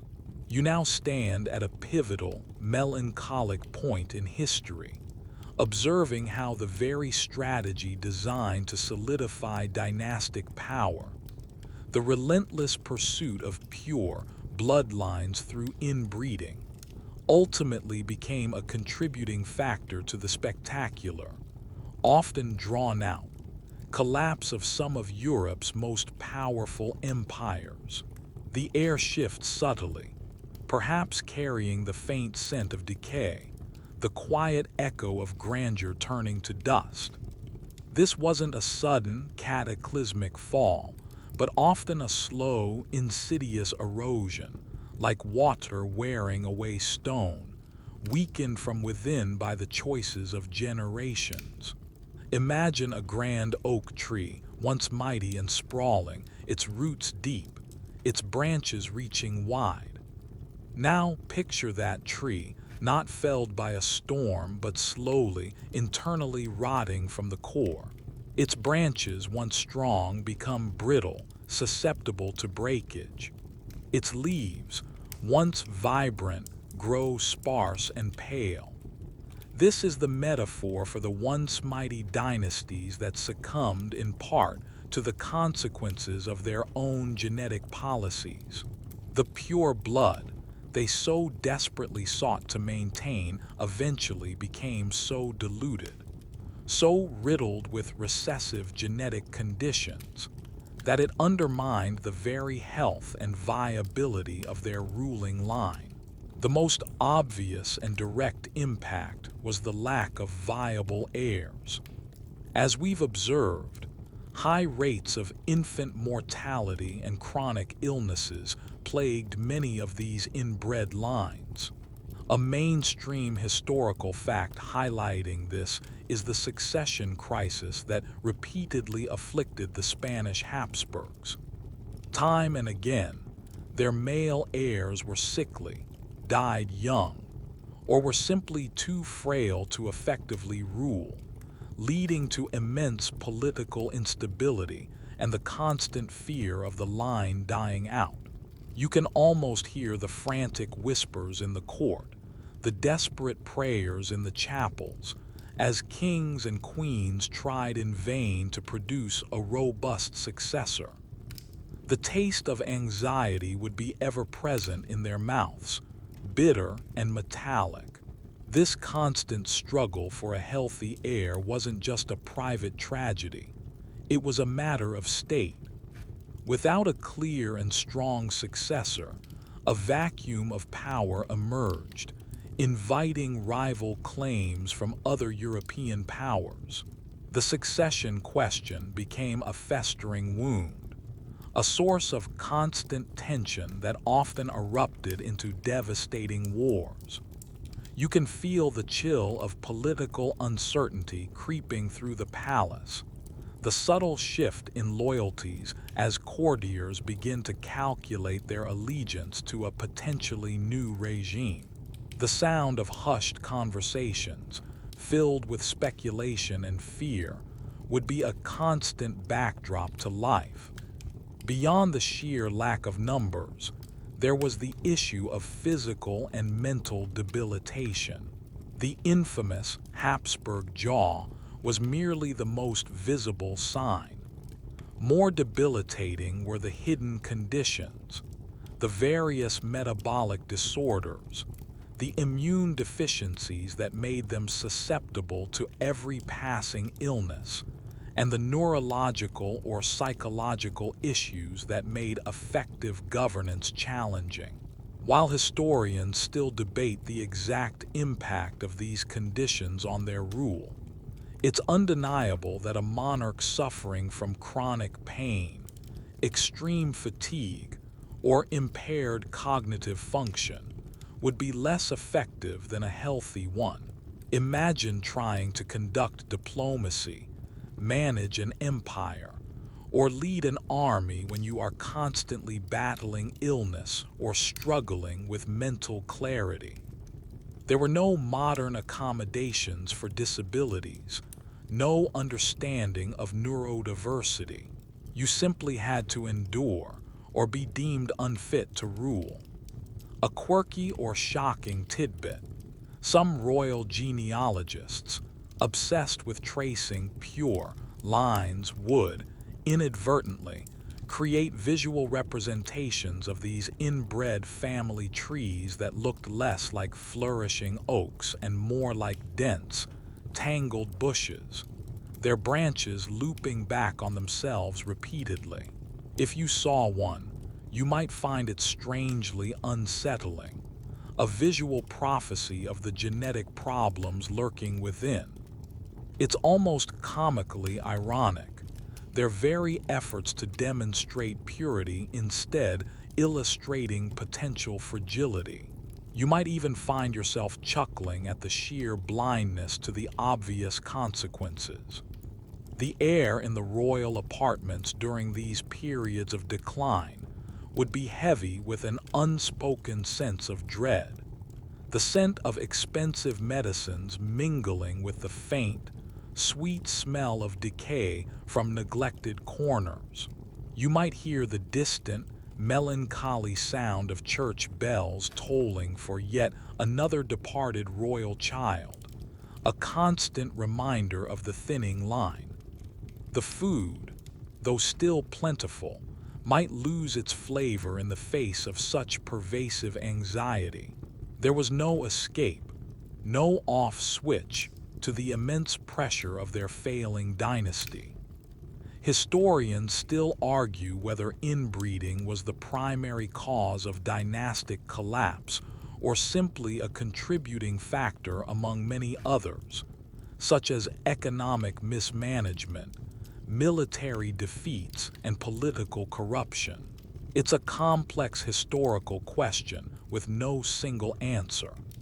However, we can clearly see a pattern where dynasties engaged in extensive inbreeding often faced more severe and frequent succession crises, and their rulers often exhibited more chronic health issues compared to those who married more widely. This made them more vulnerable to external pressures and internal dissent. The slow, grinding decline of a dynasty is a powerful reminder of the human cost of unchecked ambition. The pursuit of power and purity, taken to its extreme, inadvertently sowed the seeds of self-destruction. Yet, even in the twilight of their empires, these royals and the people around them showed remarkable resilience. They continued to hold court, to wage wars, to negotiate, to produce art, and to live their lives amidst the crumbling grandeur. They adapted to their weakening state, finding ways to maintain what power they could, to hold onto their traditions, and to pass on their legacy, however fragile, to the next generation. The echoes of their struggles, their triumphs, and their ultimate decline linger in the stones of their palaces, whispering a quiet story of human tenacity against overwhelming odds. Where history whispers you to sleep, you now stand at the very end of a once mighty line, witnessing the ultimate, most poignant consequence of centuries of relentless inbreeding: the life and tragic demise of Charles II of Spain. He represents the culmination of the Spanish Habsburgs' dynastic strategy, a living, breathing testament to the profound genetic cost of their pursuit of pure blood. His story is not merely one of personal suffering, but of the spectacular, terminal collapse of a major European dynasty. The air around you feels heavy, tinged with the scent of decay and the palpable sense of a legacy drawing to a close. Born in the year 1661, Charles II was the last Spanish Habsburg king. His birth was hailed with immense relief, as his father, Philip IV, had struggled to produce a surviving male heir. But from his earliest days, it was clear that Charles was different. His childhood was a litany of illnesses and developmental delays. He didn't learn to speak until he was 4 years old, and he couldn't walk until he was 8.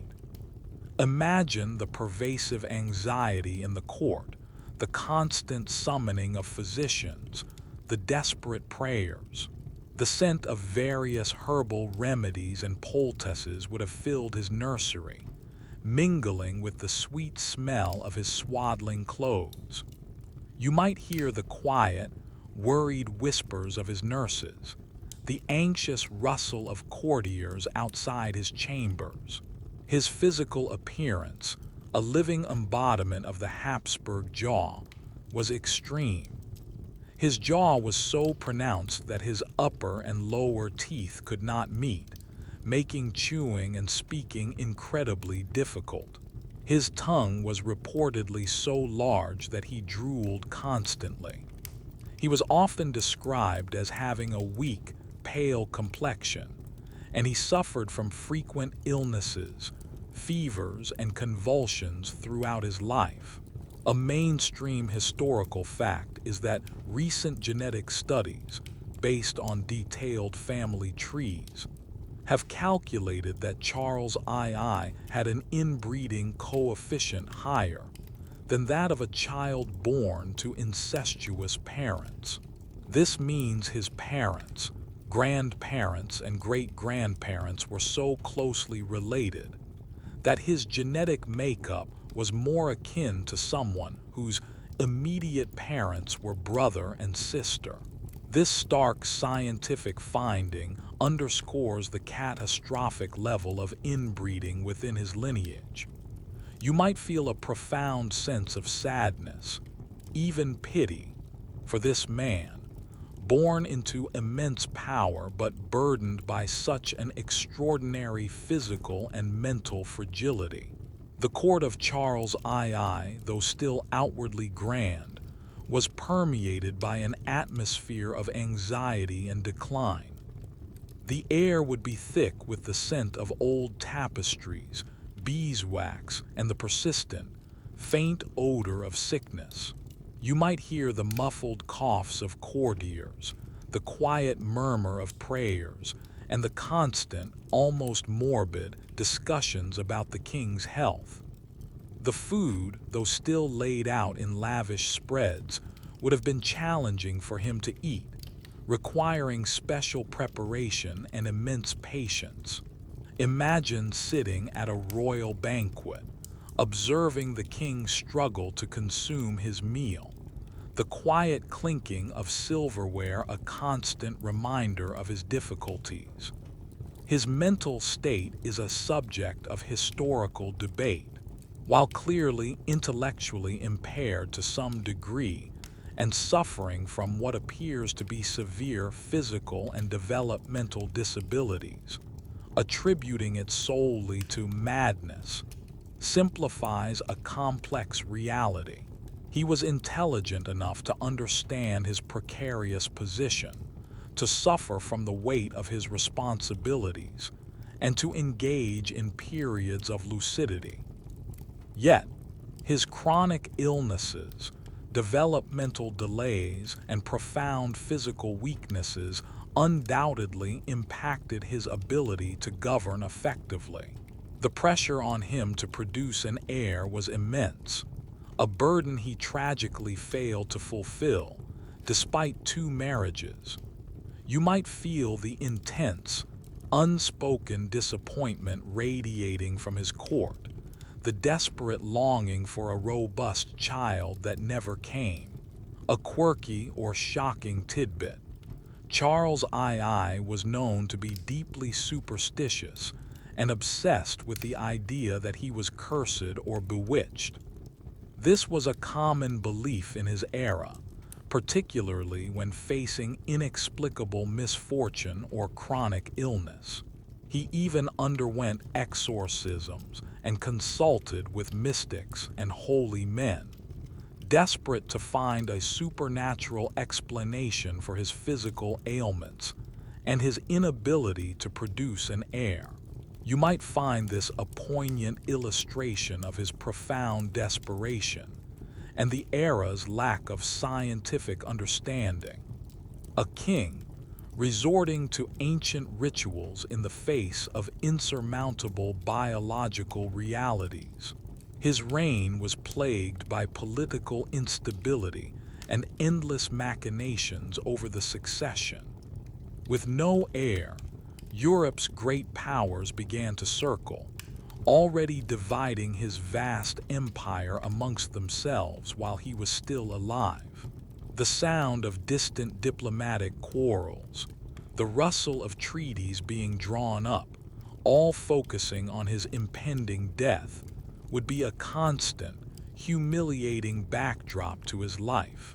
There was no comfortable escape from this grim reality, no way to avoid the knowledge that his death would ignite a continent-wide conflict. Historians widely agree that Charles II's severe physical and mental infirmities, a direct consequence of generations of inbreeding, directly contributed to the decline and eventual fracturing of the Spanish Habsburg Empire. He was the literal embodiment of their genetic undoing. His inability to produce a child was not merely a personal failure. It was the ultimate dynastic failure, leading directly to the War of the Spanish Succession upon his death in 1700. The life of Charles II serves as a chilling, definitive proof of concept for the dangers of extreme royal inbreeding. He was the final, devastating chapter in a story of ambition that turned inward, consuming itself. Yet, even in his profound suffering and fragility, Charles II was a human being who continued to cling to life, to his faith, and to his dignity as a king, however imperiled. Despite his physical limitations, he endured the immense pressures of his position, the constant scrutiny, and the knowledge that his life's end would plunge Europe into chaos. His resilience, however burdened, is a testament to the enduring, if often tragic, will to survive.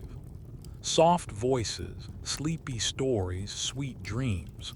You now observe the grand, terrible consequences of dynastic failures, particularly the lack of viable heirs, as they ripple outwards from the royal courts to engulf entire continents.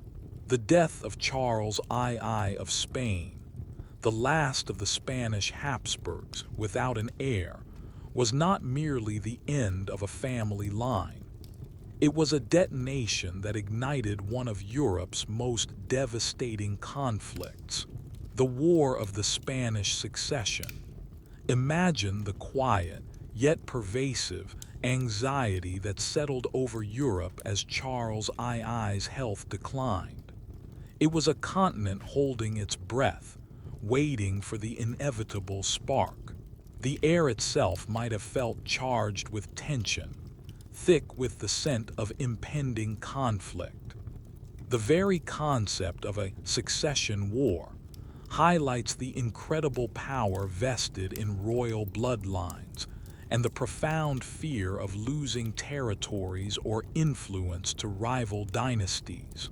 When a major throne became vacant, especially one controlling vast overseas empires like Spain's, it was seen as an opportunity for land grabs and a shift in the balance of power.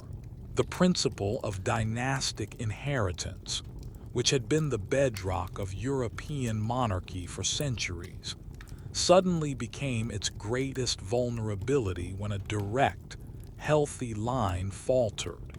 You might feel the intense, almost desperate maneuvering of the great powers, each one a hungry predator circling a weakening prey.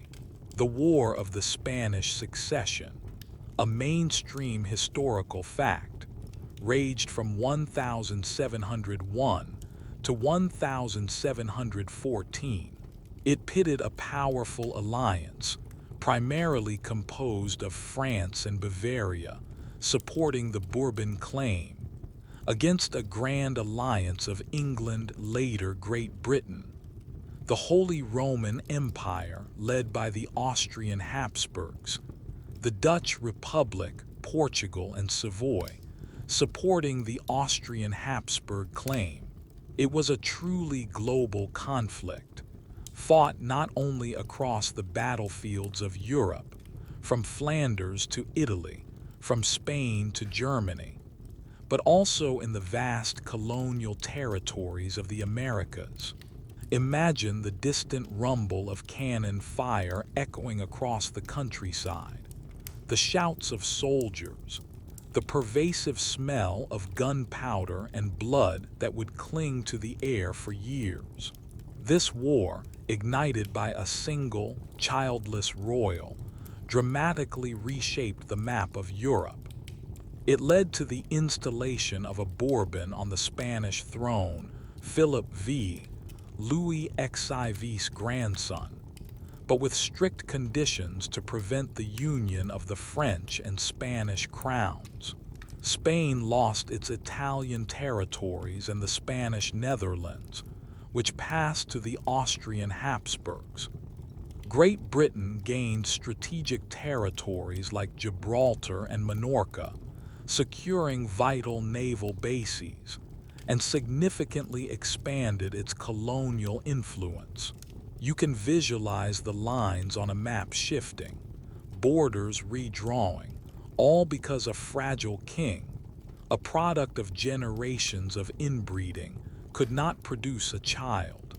It is a stark reminder that even the most personal and intimate of royal struggles could have continent-spanning, earth-shattering consequences. A quirky or shocking tidbit: during the War of the Spanish Succession, the strategic importance of various European cities and fortresses became so paramount that sieges often lasted for months, involving incredible feats of engineering, both for attack and defense.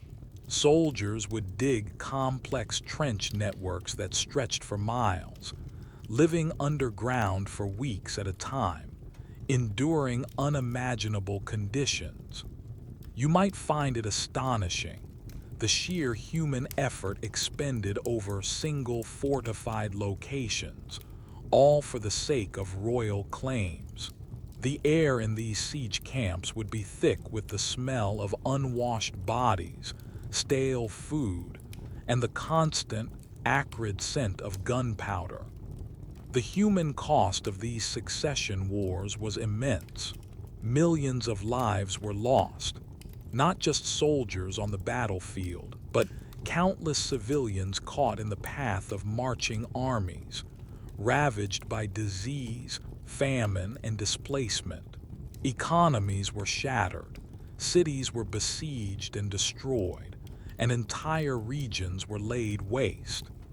You might hear the widespread lamentations of the common people, their lives utterly upended by the distant squabbles of kings and queens, their lands scarred by conflicts they barely understood.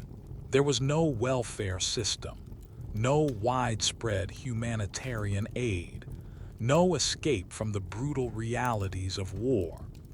Your modern comforts and sense of security would feel like an unimaginable luxury. The lingering effects of this and other succession crises profoundly influenced European political thought. The concept of the balance of power became a central tenet of international diplomacy, aimed at preventing any single nation or dynasty from dominating the continent. It was a direct response to the kind of unchecked dynastic ambition that led to Charles II's tragic legacy and the subsequent war. Historians still debate the extent to which the War of the Spanish Succession could have been avoided if Charles II had been a healthy, robust monarch capable of producing an heir. While undoubtedly a complex geopolitical situation with many contributing factors, his physical and genetic incapacities undeniably created the immediate vacuum that directly precipitated the conflict. We can only speculate about the alternative timelines, but the undeniable fragility of his person stands as a stark warning. The slow collapse of these empires, weakened by their internal genetic vulnerabilities, serves as a powerful cautionary tale about the unintended consequences of human ambition. The pursuit of purity and concentrated power, taken to its extreme, ultimately led to fragility, instability, and devastating conflicts that reshaped the very fabric of European society. Yet, even in the midst of such widespread destruction and loss, the capacity for human ingenuity and resilience shone through. People adapted, rebuilt, and found ways to survive and even thrive amidst the rubble of old orders. New ideas emerged, new political structures began to form, and the enduring human spirit, battered but not broken, began to forge a different path forward. Soothing stories from the sands of time, you now stand at the threshold of a new era, gazing back at the centuries of intertwined royal destinies, recognizing a gradual, yet profound, shift in the very fabric of European royalty. The relentless pursuit of pure bloodlines through strategic inbreeding, once the bedrock of dynastic power and the source of so much hidden suffering, began to fade, like a distant echo in the grand halls of history. The air around you, no longer heavy with the scent of sickness and political intrigue, feels cleaner, perhaps even a little freer, reflecting the changing tides of scientific understanding and social consciousness. This decline was not sudden, but a slow unwinding, driven by a confluence of factors. One of the most significant was the gradual, yet inexorable, rise of scientific knowledge. While the concept of genetics as we understand it today was centuries away from being fully articulated, physicians and even some astute royal observers began to notice patterns. They might not have understood recessive genes, but they could clearly see that certain afflictions, or tendencies, ran persistently in families who married very closely. The staggering rates of infant mortality, the chronic illnesses, and the visible deformities, like the Habsburg jaw, became harder to ignore or simply dismiss as divine will or bad luck. You can imagine the quiet, professional murmurs of court doctors, perhaps hesitant to openly challenge royal tradition, but privately observing the devastating trends. The smell of traditional herbal remedies and purges, once seen as cures, now perhaps carried the faint scent of futility. Beyond the burgeoning scientific awareness, the very nature of monarchy itself began to change. The age of absolute monarchs, where a king or queen held unchallenged divine right, slowly gave way to constitutional monarchies. Revolutions, from the English Civil War to the French Revolution, shook the foundations of royal power, forcing rulers to share authority or even entirely abolish it. As the divine right to rule became less absolute, the pressure to maintain pure, bloodlines through inbreeding lessened. The justification for such extreme practices, that blood purity was essential for legitimate, divinely ordained rule, began to lose its potency. When a monarch's power derived from the consent of the people, or a parliament, rather than solely from their lineage, the desperate need for genetically perfect heirs diminished. You might feel the tremors of these societal shifts, the distant sound of revolutionary fervor, gradually eroding the old order. Royal marriages, once almost exclusively cold, calculated political maneuvers, slowly began to incorporate, if not love, then at least a greater degree of personal choice. While still influenced by political considerations, the outright marriage of first cousins and other close relatives became less common. The pool of eligible spouses broadened to include more distant relations, or even commoners, especially as the concept of blood purity lost its intellectual and social force. This was a gradual process, but by the 19th and 20th centuries, marrying outside immediate royal circles became more accepted, even necessary for survival. A mainstream historical fact is that Queen Victoria, despite being a prolific matchmaker for her children and grandchildren across Europe's royal houses, also introduced new blood by encouraging marriages outside the closest family circles, perhaps inadvertently contributing to a reduction in inbreeding in later generations. A quirky or shocking tidbit: even as inbreeding became less common, some royal families held onto very specific, often eccentric, traditions related to appearance or health. For example, the British royal family maintained a rigid dietary protocol for generations, with some members strictly adhering to specific meals and times, often to the amusement or confusion of outsiders. It's a subtle echo of the old obsession with control and purity, but now applied to diet rather than DNA. You might find it amusingly quaint, a remnant of a bygone era's peculiar customs. The decline of inbreeding also allowed for a healthier, more robust generation of royals. While challenges still existed, the catastrophic rates of infant mortality and severe inherited conditions seen in the Spanish Habsburgs, for instance, became less common. The royal family tree began to look more like a healthy, sprawling oak again, its branches reaching out, drawing strength from diverse connections, rather than intertwining fatally upon itself. You can almost feel the fresh air of renewed vitality sweeping through the younger generations, a subtle but profound change. The legacy of widespread royal inbreeding, however, continues to echo through history. It offers us a powerful case study in the unintended consequences of human ambition and the profound impact of genetics.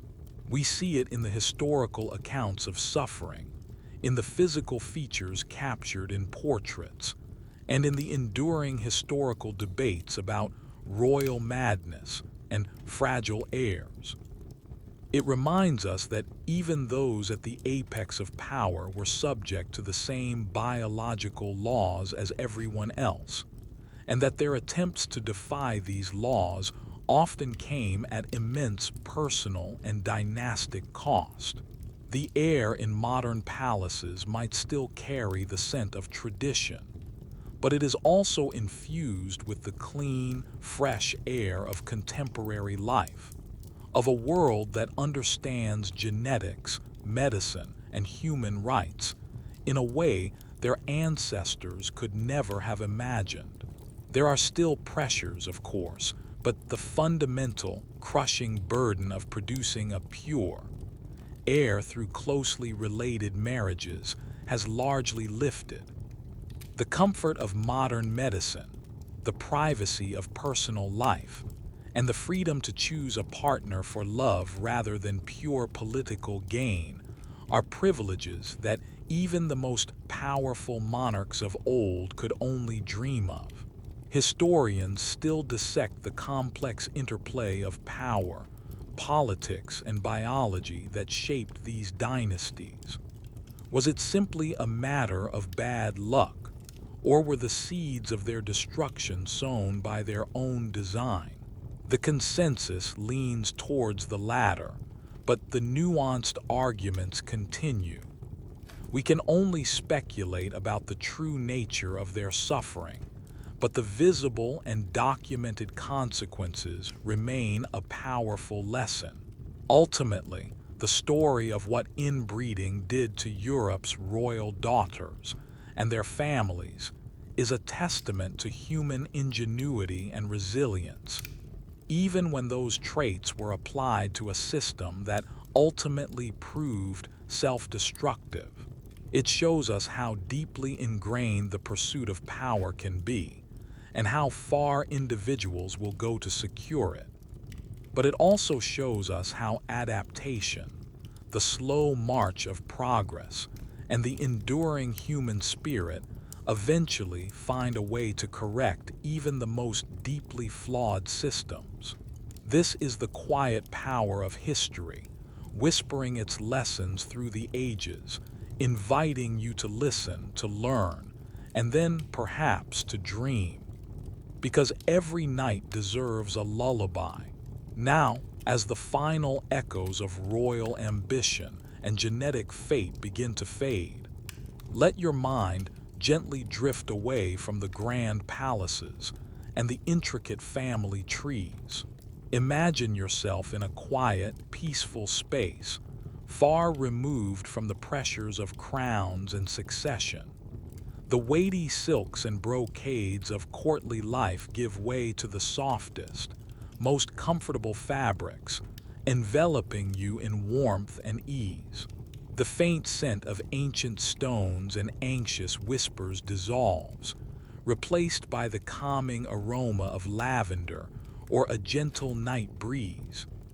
The struggles of those long-ago royals, their pursuit of power and their hidden burdens, remind us of the precious comforts of our own time. The freedom to choose our paths, the warmth of healthy, diverse relationships, and the quiet dignity of a life not dictated by dynastic imperatives. Their story, though filled with fascinating details and often heartbreaking realities, is now complete. Their triumphs and their tragedies belong to the past, their echoes fading softly into the night.